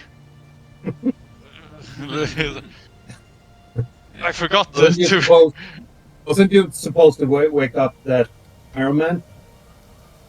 I must have forgotten. It's just I started Oh, reading the jeez. book and the time just flew by. And you see Runa lying there like Deep sleep, like drooling. he's a little. He did drink some alcohol before the event. He didn't say anything about that, but Oh. he's an early bird. But when he drinks, So, well, Ambrosia, I hope you can go for a day. I won't carry you. I will leave you if you can't go. I have this cane. It's always got my. Yes, yes. I might be not young, but I still know how to Yeah. walk. Yes. Don't die on me. I wasn't planning to. Hopefully. Ambrosia dies by walking. Yes. But Ambrosia, can you do... Runar, you did do a long rest, so any spell point that you lost, you'll gain back now. Just so you know. So the spell point that you lost from the sky itself, you actually gain back. And you can actually notice when you, like, waking up that you feel energized. That little amount of energy you used yesterday to punch those trees, to transform yourself to an old man. You feel like it never happened. You feel, like, pretty refreshed, actually. so Runa wakes up and looks around. Ah, It's still here. fuck! I'm still here. Yes. But, Ambrosia, can you roll me a new constitution? Just to see, like, how your walking Yes. pace is? Like, because you probably, even if you walk slow, you can probably see the other guys. It's just that you're gonna be a couple of feet back. Walking on No, I cars. won't. You're like, Whoa! no tiredness. You're on a mission. Like, The book somehow still like held Keeps- on to his yeah. freshness. Like, you have that Lord of the Rings theme in the background, Yeah. like, like, just like, as you're walking, like, you're almost outpacing Jonathan, almost with your cane there. This is Can not. I? I was in the military, you know, as he kind of fast walking. I know how to do a patrol. Yes. Can Runar do a constitution? I think constitution saving throw because he had drunk some. Oh, did he drink a little bit before going to bed? Yes. I would say, yeah, Do roll I a need to do one? Yeah, roll a Okay. constitution. You can roll What one. is it called when you drink a lot and then wake up the next day with a Yeah, hammering but, I headache? mean, I just feel that you don't have that much of a drink because I No. imagine it was just a little bottle. So I don't Yes. So I mean, you can roll a constitution, but if the only way for you to fail would be like a critical, but you can roll if you want to. Okay. There'll be a saving throw, right? No, normal. Oh no.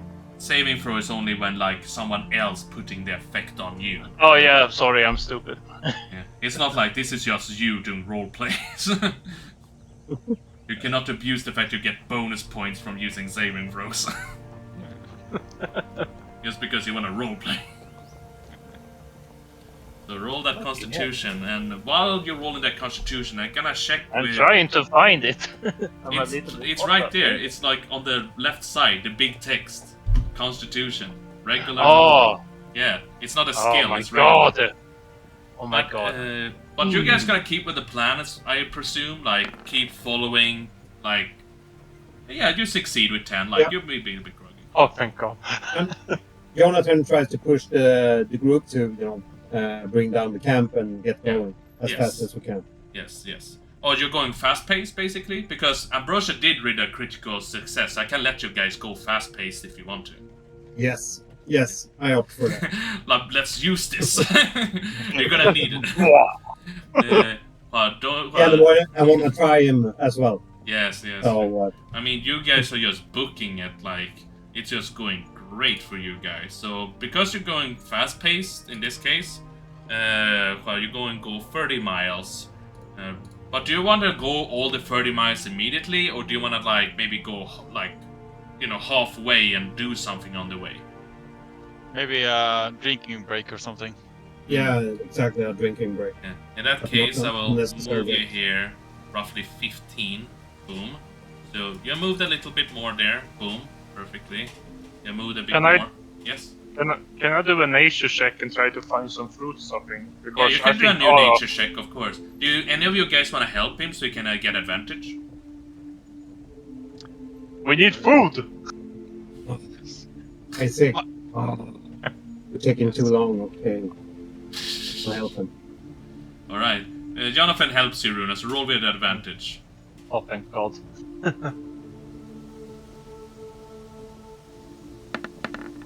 Oh. Actually, 17 is not that bad. You find similar berries you did yesterday, but you do find another type of berry, and thanks to Jonathan's little tip that he told you yesterday, you actually found out like this weird like purple berries that are very similar to blueberries, but they're big as apples. Like, it's almost like they're quite huge, and they're growing on like, even though the stem that is holding this like weird apple blueberry thing is like quite thin, it somehow holds up this entire big berry apple thing. And there's not that many of them. You can maybe find roughly 4 of them on the that is like on the area, and this does seem eatable and quite sweet. Oh, I'll share it with it. I'll share it with it. Yes. Do you guys want to eat one immediately right now, one each, and keep one, or? I bring one with me, All right. but I'm the second one eating, and I will wait until at least 1 hour after someone Yes. put the first bite. Understood. Runa, do you eat one that you have, or do you waiting a bit? Yes, I eat it. Yes. And Ambrosia, you eat that apple blueberry looking thing? He tries to fake taking a bite and then put it in his pocket. Alright, roll a sleight of hand. Wanna observe this new. Roll a sleight of hand, Prove see if the that, other notice or not. Yes. And you have to beat Jonathan's and Runa's passive perception. And Jonathan's is 12, and Runa's is 10. And you beat both, so neither Jonathan or Runa notice that you take a fake bite. You just take a... Oh. It's like, oh. Before, from hearing that Runa said it was quite sweet, he imitates by saying, "Oh, it's quite sweet, actually, like you said." So, Yeah. And Runa trying to make the illusion more real. Yeah. Yes. So, but you feel quite energized from this weird blueberry apple thing. You feel quite like give you quite a good amount of like energy in your body. You feel quite refreshed from it. It feels quite nice, honestly.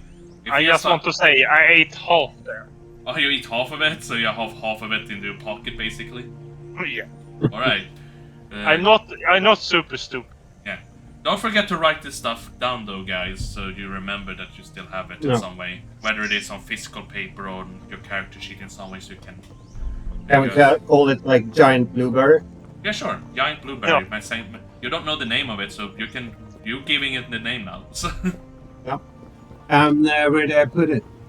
Into... you can put it in like your bio page, where on Treasury, if you see there, because there's a big open text area where you can put in like items that are like not as important as the equip items, because on the core page there you put your weapons. On your bio page, where you have like your age and stuff like that and your weight, there you can put in on treasure or feats and other traits. You can write in how much you're carrying and what you're carrying exactly. So yes, but yeah, sorry. There's no save button, right? No save button. No, it says. No, it saves automatically. Yeah, okay. You don't need to press save; it just saves automatically. So yes, so but you feel quite refreshed, honestly, and you keep walking forward, and you're noticing that you're gonna actually be able to walk an extra 3 miles thanks to these berries. Because you feel very energized from them. Except for Ambrosia. You're gonna feel a bit slower behind. So you're gonna be like maybe 40 feet behind the rest of the group as you keep walking forward. And Runas is like, man, how much did you eat? I feel so much more powerful by eating this. Yes. Well, lad, you're twice younger than me. I would at least guess. Yes. I'm 51. Yes. Oh, that reminds me, how old are you people? I'm 30. Yes, so like around half my age. It's like Happy for you. Mm. And actually, before you even reach the village, there's something that does actually happen now. Because as you're walking, you actually see for the first time, the sun is starting to go down a little bit, you know, like in the horizon. But you're noticing for the first time, not that far away from the forest area, you're actually noticing some buildings. It's not that many of them, it's maybe just like 3-4 buildings in the distance, quite close to the forest. But it does seem like something is going on over there, because you can hear some sound going off over there, like you're not sure what is going on exactly. It's like something is happening over there. I'm trying to figure out what the sound is, what the source of the sound is. Yeah, roll a Is it animals or humans? Or... Yes. Roll a perception. Roll a perception. Does anybody want to help him and try to listen as well? Yes, Sure. Runa wants to. Jonathan, roll with advantage because your friends are helping you here, or teammates in this case. Advantage and perception. Yes, press in advantage up there and then yes. Yep. Oh, double. I mean, you are a hawk, Jonathan. You are like, you know that scene in Lord of the Rings when Legolas like, they take the hobbits to Isengard. You like see like a perfect like, and you know exactly what's going on. This is what's going on. Ambrose says, "What can your eye see, Jonathan?" Of course. What can your great eye see? Human's eye see.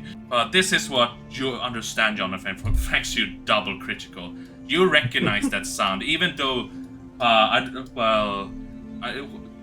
even though maybe it's not like a daily life-to-life thing for you to happen.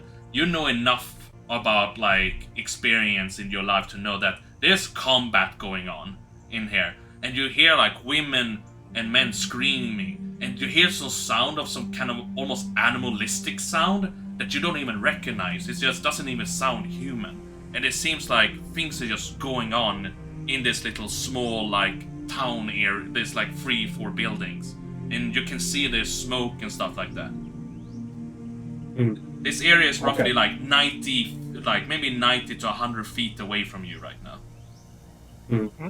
Okay. So yes. I tell the group what I hear, and I suggest that we keep focusing on the objective, but we don't actually. Yeah, that's my suggestion. Yeah, I totally agree with you. Fuck that. Alright, so we're making the choice to kind of like just ignoring what's happening over there, keep going towards the village. Yes, that's my suggestion. Yes. Was it not happening in the village? Or was it outside? I hear there's a bell, I hear screams, I hear strange sounds from like a beast or something.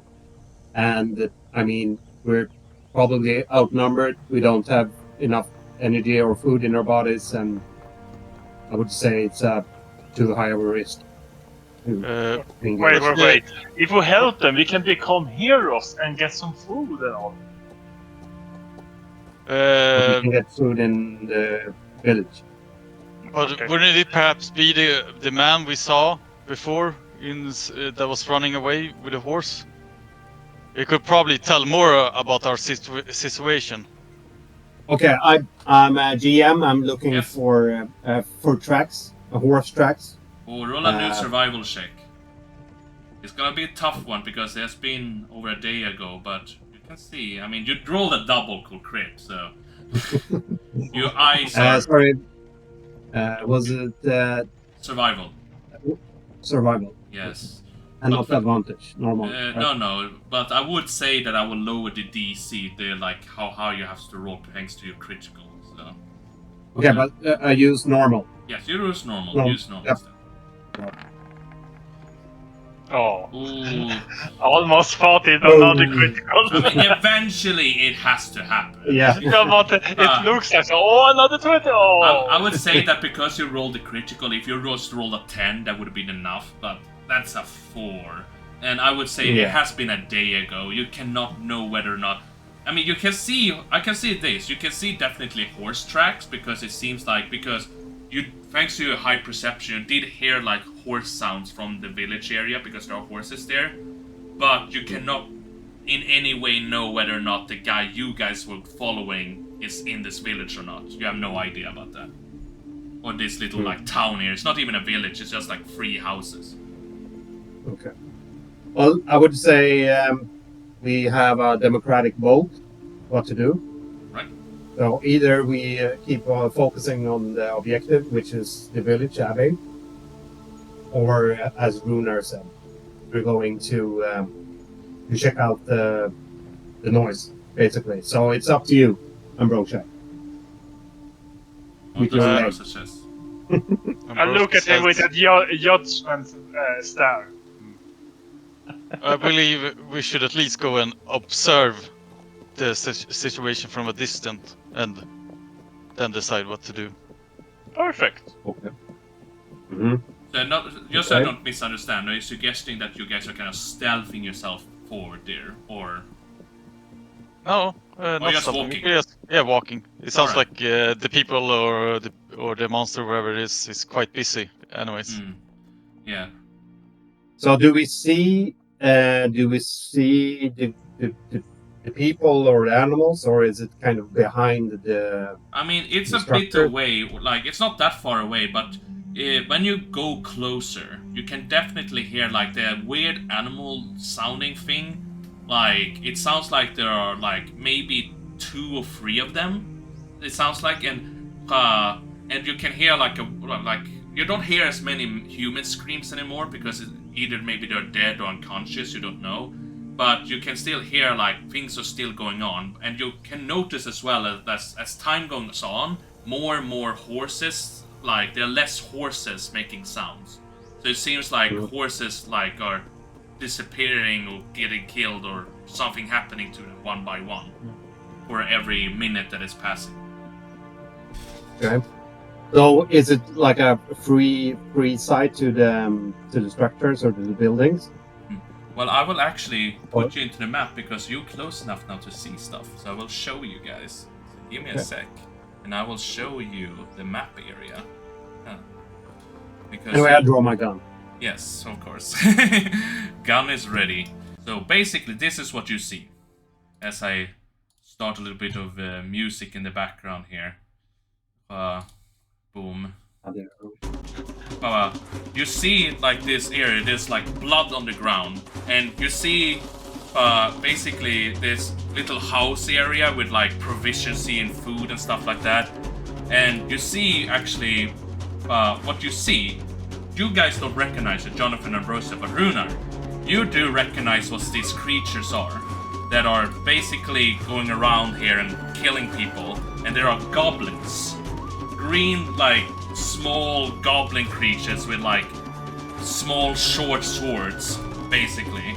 One is Oh my god, those are goblins! Yes. And there's 4 of them right now. And the goblins, that just stabbed this woman that's on the ground, sees you and lick his, like, lips like, hey, more people, kill more people, get them. So I want all of you to roll initiative. And how you do that is that on your avatar on the screen, you hold down the shift button on your keyboard and left click twice on your avatar.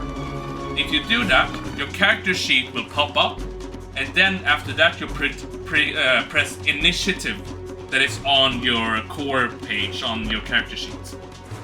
Here comes all the bad rolls. Of course. Oh my god, I got 1! Wait, initiative. GM tape. Yes. Please lower the music a little bit. You can lower the music yourself. If you go into options in the little option, cartwheel? the cartwheel up there. Roll 20 or Yeah, roll 20. Roll Roll 20. 20. It's my settings. Okay. Yes. Uh, Then you Audio, go video. audio video, and then you yeah. see master there. volume. Okay, perfect. Yes. Oh, thanks. Yes, no problem. Because that way you don't like lower all the volume, you just lower the game's volume. Yeah. So, Thanks. yes. Okay, so shift, double click. Yeah, hold down left. shift and double left click twice on your character avatar that is on the screen, your little That will avatar bring there. me the Lion info.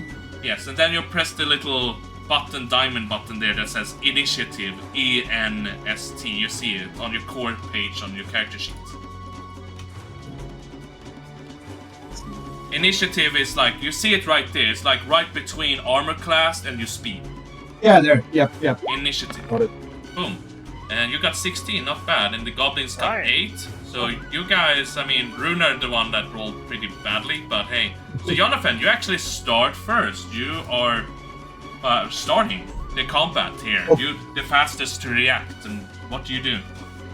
Okay, so this goblin that tasted this woman's blood Yes? is looking at us, right? Yes. Both of these goblins, Mm. like this goblin that yelled out, made the other goblins notice you. So, and you're roughly, as you can see, roughly 35 feet away from him. The closest Okay. one. And this one, you're 45 feet. Okay, so there's no way that I can try to sneak, I guess, right? Since they I mean, you already- can try to do stealth. You can try to do Mhm. that. I mean, of course, you can try to like hide in the bushes or anything like that. Yeah, I'll try to. Can I drop? I will try to, sprint and hide behind this tree, the large one, just by the crossroad. All right. You can move your avatar towards the I can tree move. there. There we go. Excellent. So you run towards the tree, like right next to the bloody road, and roll a stealth for me to see how well you can hide. Yeah.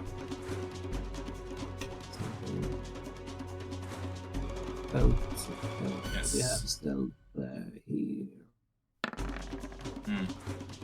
All right. Let's see. All right, you've done pretty well. Good stealth there. You actually successfully, quickly, swiftly, you disappear into like, and Ambrosia Runar, he does this so quickly and nice that you don't even know where he is either. He just disappeared from you. 1 second Jonathan was there, now he's gone. So, and then A coward. and it's the goblin's turn now, because that was your action, Jonathan. But they don't know where you are now, you're hidden. So, Okay. I'm just saying, Runa is like, he was like, we have you surrounded. My good little monsters, we have you surrounded. Please from this side. And also the försvinner. Then Jonathan just disappears. Oh. look at this one. This one come packaged. Now let's take him home to the village to pick him apart. So this guy is running up here. And Jonathan, you can actually... You do have an opportunity attack here, but you do lose your stealth if you do an opportunity attack here. Do you want to wait, or do you want to attack him when he walks past you? I'm waiting until Alright. he walks past me. Yes, he walks past you, up to you, Runar. This other goblin is also gonna run up here. He's gonna move here. Do you want to try to opportunity attack him, Jonathan? When he's trying to walk past your tree? Yes. Alright, roll one of your attacks. Basically, I would guess your close combat weapon would be best. Yeah. Yeah. So I bring out my comb. Alright, your comb knife. Because all of a sudden, from the Yeah. trees, like, everybody's surprised by this. And you have advantage on this attack, by the way. And you, because Okay. if you have advantage, you have sneak attack. So, Yes. you remember how to click in the little square for sneak attack? Yep. Yes, And then I roll knife? with the advantage. knife. Let's see. Where have it? That's again comb knife there. Oh no, that was the. Where do I click to actually roll the comb Oh, knife? it's on your core page. Here. You see? Let's Yeah, see. Let me go to You're your my character. pace now. Yeah. Oh, sorry. Here, on your core page in the middle, do you see their comb knife? Yeah. Where it says There. plus- Okay. yeah. Sorry, I was So- clicking on the. Yeah, so advantage, that one. And you hit. Roll the damage. Oh. Nice. Yes. Okay, let's see. You're just pressing the chat on the where it says "Com Yeah. Knife," the purple white text or Oh. white. Right, nice. And you actually straight up kill him immediately. You come out of the woods, and how do you stab this little goblin? This short little 4-foot goblin, disgusting goblin creature. Here. Killed the animal. What did you say? Oh, sorry. I was just calling him a filthy animal Oh, okay. while I stabbing him. Yes, I didn't hear, sorry. But you call him a filthy animal so quietly that only he hears it as he dies. Whispering into his ear while I'm, Nice. forcing in the blade into his neck. Yes, and he dies instantly. The other goblin is quite surprised, but he's still gonna keep looking at you, Runar. This goblin over here is gonna run over here. He's gonna do a dash action, so he gets over here, roughly, to you. But he cannot attack, because he did a dash action, so he's just running up to you, Jonathan. This goblin's gonna forget about this guy, who's like at the horse area. So he is also gonna do a dash action and try to dash up here to help his friends. And this goblin's gonna attack you, Runar. This little goblin takes up his little scimitar short sword and Runar's like, whoa, shield. No shield! Kill! Slaughter! Kill! And he slices towards you. And he hits you, and he does 7 slashing damage on you. Runar screams. You feel like a big slash into your body, like he hits you perfectly where your armor is not. So, do you want me to remove your health, or do you... I think you can. Yes, I had no problems problem. before. Yes. Damn. I mean, you do get a pretty good hit on you, quite damage from that one, Oh unfortunately. my god. And Ambrosia offer, it's your turn. You see, one of the goblins is dead, but there are 3 more goblins, and one of them you slashed your comrade in the face, basically. Yes, Ambrose let go of the book so it starts hovering in the air in front of him and opens up. And he pulls out, he puts his hand into his chest pocket and brings out a monocle and put it up to his left eye and like, let's see if I got this one right. Ruben's like, oh! Yeah, and he's like wavering a little, and then he casts Toll of the Dead at the goblin in front of him. Nice. Can you click it up for us to see what it does? This is interesting. Alright, Toll of the Dead, huh? One creature you can see within range. You point to the creature you can see within range. The sound of the spell fills their range. Target must succeed. Wisdom save. Alright. So, which one are you targeting? The one that is attacking? The one, yeah, right in front of me. Alright. Right, he must do a wisdom save, correct? Yes. Yes, and he will do one, indeed. And let's see, their wisdom are not the greatest, so we will see. He fails, I think, right? Yes, he fails. Yes. So what happens to him? Describe it for us. A bell starts ringing above his head, I guess. I mean, you can describe it your way. You don't have to be literally as the text is your role playing. Do it as you want it. Yes. Literally. Flavor it the way you want it. Yes. The goblin feels dread as he feels his like heart start paining like a heart attack in his chest. Alright, roll the damage and see. He hears If you're lucky, you maybe kill him immediately. Yes. It's 1d8, right? 1d8. Yes. Ooh, and you actually kill him. It's exactly his health. And you see him like grabbing his chest like... You hear a little crushing of a heart inside. As you hear like this like splatter sound inside of this goblin's body. Like coming from it as he falls over dead and just coughing up blood. And right, do you want to move or do you want to stay put?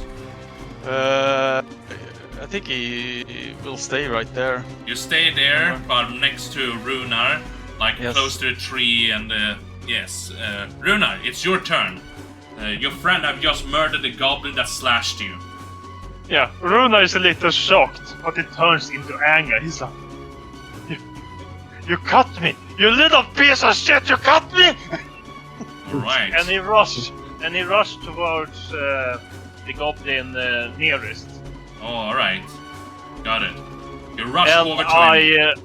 Yes, and I use my prosthetic arm and punch him. Alright, you just punch the shit out of this goblin. Yes. Oh, Yes. no, This goblin see you run up to him like... oh damn. And you miss this because the goblin see you. He just saw his friend die of his heart getting crushed, and you see this bulking man running towards him. But he's too short. You like just punches, but because he's so short, the fist just goes over his head. Like he doesn't even need to duck. You like just go over to him. But Jonathan, it's your turn now. Yeah. So I still have my pistol drawn, right? Yes. Yep. So I've been shooting the goblin next to me. Just so you know, range attack close to like enemies within 5 feet at disadvantage. Just so you know. Okay. Then I Enemies have that are the further away than 5 feet, more than 2 blocks away, basically, those are regular. Okay. Then I take my call Alright, Okay. just try to stab him. and try to stab him in the face. And remember, normal attack in this case, and it's without, and it's no Without like sneak attack damage, Yep, because yep. you only get sneak attack Right. damage if you're close to somebody or advantage. But I'm not hidden from him. No, Right? that's what I mean. That's Oh. why it's a normal attack. Yeah. So remove Yeah. sneak attack and a normal Yep, attack. yep. can still Okay, kill so him I if you try like. to. I raise my arm Yes. to the sky and try to stab him in the face Understood. with my combed knife. And you succeed, you hit him. Boom. Roll the damage, Yeah. hold your fingers tightly and see if you kill him. Let's see. Oh, let's see. I think he's sadly gonna maybe survive this. Let's see, 6. Okay. No, actually, he dies. Exactly perfectly. A perfect 7. You Nice. slash into him and he dies. These goblins, they may be ferocious and bloodthirsty, but you guys just cutting them down. And this goblin sees all of his comrades. He did not expect you to be this powerful. He thought you were just a random bunch of nobodies. And he sees all his comrades dead. And he's like, screw this! I'm going back to the village! So he's gonna do a disengage action, and he's gonna try to run away. So he runs up here. Another Offer- opportunity? No, he disengages. Oh. So, but that's because of that he cannot do a dash action, so he only moves 30 feet. Ambrosia, it's your turn. Do you want to try to stop this goblin who's trying to run away Yeah. back to the forest? Yes, they start walking, so Alright. 5 feet per step, right? Yeah. You can just do the right click when you're moving the finger. You can see on the map how much it is. Yes. Okay. Because each square is 5 feet, for those who don't remember. He'll go over there, Yes. and he says, "Let's try one more powerful one this time." Yes. And he looks closely again with his monocle, and he casts Ray of Sickening. Ooh, alright, nice. Let's see what that does. So Right. bad. Ray of Sickening. Okay, in that case, it's on your core page, isn't it? That you click there to hit him? Oh, yeah. It's a hit spell, if I'm not Yes. incorrect. Yes, I just put it up there too, so people can see it. Yes. Can you describe how you do this attack? Well, it's a crit as well. Oh, Oh my you god. guys are just like, are you? I guess you're just gonna win. Okay, I guess you're just gonna Not win. me. Dale. I was like, maybe it's a bit too challenging. You guys like one shot. But yeah, And me, that- roll the damage and describe to us, because I have a feeling that you're gonna kill him. But describe to us how you do it. He holds up his hand, and out of it comes like green light, not lightning, but like green, like strings of mist, and it lash onto his the goblin's body, and he starts like turning gray as he like start. Yeah. Roll the damage, and I will describe Getting, his painful last moments. Yes, yeah. I can't describe fully if I don't know if he dies or not. I'm pretty. I mean, that's why. But you're yes. just describing the attack now. I will Yes. describe his horrible death. So roll raise. It's just pressing raise sickness in the chat. Yes, Boom. I like mean, that, right? Oh my god. Jesus. Wait, what is it? How is it so much? Wait. I got a crit. That's why. Yeah, I know, but like I 16 plus yeah, but I 11? got look at that at 8. I got double crit on the. Jesus. I got like Just I killing got a dragon, basically. I got Holy the cow. perfect rolls on the one of them. Holy moly. God. Jesus. Okay, I mean, damn. I mean, I don't know what to say. I mean, he just get destroyed. I mean, he has his back turned to you. He's like throwing his little dagger and sword away. And like, but then this like this green, poisonous, deadly smoke thing goes around him, and his body, and you see his body just like start to melt apart and rot away from this poisonous damage. And he has, as his eyes are bleeding, he falls over, just completely stone dead, just shivering on the ground. Runa looks at this and like, what the fuck? And I mean, he is super dead. What kind of shit is this? Ambrose like grab his books and close it and says, "That was quite a satisfactory spell." I'm pushing the word, but Yeah. satisfying spell. Yes. As things has calmed down, like the people that still survived start to walk up to you. Like the woman is like kind of like shoveling herself forward because it's still hurt. Her leg has been cut a little bit. It's like, oh, thank goodness. Thanks for your help. The woman like runs up to you guys, and the man's like, thank you, adventurers. And he holds out his hand to you like, I didn't know the village already got our message that we were being attacked. I'm sorry, but we Runa are not Hopper- aware about anything like that. Runa jumps in and like, yes, we did get your message. Everything is fine. Oh, great. I'm so happy. Like, He sadly, whispers to Lord, yes, follow me. Jonathan says to Ambrosia that we should have catched him alive. One of the goblins, please. one of the men here is like, capturing goblins alive? Come on, stranger. Goblins should be better off dead. These disgusting creatures just keeps attacking us, but never this violently before. But I'm happy that adventurers like you are out in these areas. Normally they just keep around in the big cities. Yeah, but knowledge is power, and we don't know anything now. Well, we're alive, and if you have any questions, we can love to talk to you guys. I'm gonna just take, if it's okay, my friend here can talk to you more about it. I'm gonna help her just if that's okay for you. And he's like pointing towards the girl who's like damaged. Yeah, I was thinking about that. Yeah. So they go to the side a little bit here, and the other man like steps up, like looking at you. You can go out of the bushes if you want to, like. You don't need to stand over there if you want. Yeah, I'm lighting a cigarette. I want to ask, is the girl have 0 hit points? What? What is hit I points? asked in the DM, sorry. Okay. I mean, no, she's not 0 hit points. She's just very damaged. She's still alive. Oh, okay. It's just Okay. that, like, you don't know how many, like, hit points she has. Like, you just know she's damaged. But she's not dead. Okay. Just for reference, for those who do not play D&D often, a regular human being in a D&D world normally have 5 hit points, normally. But they can also have 2 or 1 if they're like a child or an old person. So, but this man says like, well, anyways, like, I'm happy that you come here. They almost killed all of our horses, and you can see like, out of the 6 horses, there are only like 2 left in this little area over here. And he was, I don't know why they've been so aggressive. Honestly, like, I do know they tend to attack people if we go inside the forest, but this has never really happened before, that they actually do a straight up attack on our houses and stuff like that. Very unusual. And it's bad times for it as well. Why is that? Well, sorry. I thought they maybe told you when you got the message. Well, you see, basically we have been having some troubles recently close to the village of Ebba. We basically work together with them, like doing hunting and farming out here and providing with horses, you see.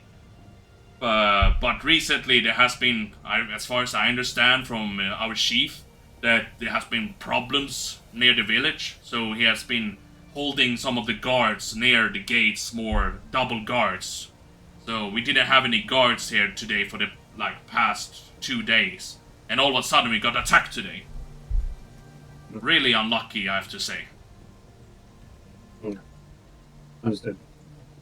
So, do these creatures usually hang around the village as Ambrosio kind of poke at one of the dead goblins? Oh, no, not at all, not at all. Normally, goblins are... you saw that goblin run away the moment he was in a disadvantage. They are cowards by natures. They don't like to fight by themselves. They're not brave creatures, except for... Not even their, leaders or... and stuff like that tend to, like to fight on their own. But they tend to, only like to attack people who are traveling or in the forest areas and stuff like that when they have the advantage, because they're quite good at hiding around in the woods. So, it's quite complexing that they would attack like this. Normally, goblins are smart enough to know that we have enough armed guards to deal with them. Jonathan is trying to observe the people or the villagers, if they're hunters or farmers or Ooh, roll an insight check. war For me. people. Yes, roll an insight. That's what insight is for, to kind of check for details. Insight. Insight, yes. You're kind of looking Insight. at how they're acting, Normal. their appearance. Yes, normal insight. Yes, it's not the best roll, but even if you didn't roll that well, you can still figure out a couple of things. These people look they don't look rich. They look quite medieval. You're not sure what type of job exactly each person have here, because their clothing, even though they have medieval clothing, I don't know if you can recognize if you Standard. yeah, because clearly as if you look around you, clearly there's some farmland. There's an area for horses, there are beehive keepings for honey and stuff like that. They even have small little statue for a big bee for some reason. So yeah, right over there, there's a nice little bee statue, roughly 5 feet big, roughly 5. Yeah. So yeah, but he's looking at you well, you're quite, even for an adventurer, I must say, you guys are quite dressed weirdly. I know you adventurer types tend to put all types of stuff on you to make yourself be better or whatever, I've heard. I'm sorry if I don't want to be rude or anything. I never really met adventurers personally in my life. I only heard stories about you. Yeah, we're from the cosplay tribe. Interesting. So Runa looks at him and yeah, exactly, yes. The cosplay tribe, huh? Kind of an interesting name, but what an interesting guild name. Well, I will remember it, and I will tell my children and their children about it. What's your name, fella? Me? Well, yeah, you can tell your name as well, but I was picking about the man in the bushes. You can come out of the bushes, man. I'm not gonna bite you. I can give you some food if you want to.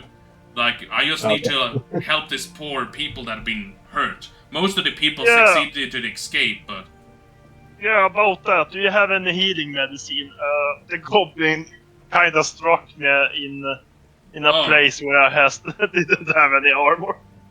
Potions are kind of rare in these areas, but I can probably bandage you up a little bit and help you. Oh, yes. So if you want to rest here for a bit, you can ask me questions if you want to. Yes. Jonathan asked. Yes. Oh, sorry. Go ahead. Could you? We're quite new to this area. It would be lovely if you could tell us a little more about this, perhaps over dinner or something. Yes, of course. Jesus, those people in Ebba the chieftain must be really lazy nowadays if he doesn't tell you guys anything. Well, I'm happy you found this place if he didn't really tell you something. Especially when you come out, didn't even have any horses with you. But sure, come into our house area. Since they succeeded to get the message to you guys, they're probably gonna get more people here soon enough to help us clean up this horrible mess. It's a dark day, sadly, for us all. So, yeah, you go inside the house, basically, into this area up here. Gonna move you up here. So, yes, and as you walk inside and close the door after you, Runar, you can roll a... he's gonna fix you up a little bit. He has, like, some simple band-aid and stuff like that, you know. Nothing And like... stop the bleeding. but, Runar, you can roll a 1d8 to see how much health you get back. 1d8. Yes. Oh, A 6, so nice. you get 6 health points back, and I can give it to you immediately. Damn. Yes. That's Alright. You go That's into a lot. like the kitchen area. He start like you notice like is a lot of the decoration here is very like bee and honey based. Like many of the furnitures inside is like this yellowish color. Like and as he puts out food on the table for you, there's like this like honey this bread that is like yellowish. That's like smells like honey, like Oh, this and it smells really good, honestly. And he has like this drink as well. Like this, it looks like water at first, but when you look closer, it has like this nice aroma of also like this sugary, almost like a sugar drink almost. Wow, very delicious, honestly. And he sits down with you as he looks on you like, "All right, adventurer, please tell me your tale." And we end the session for today.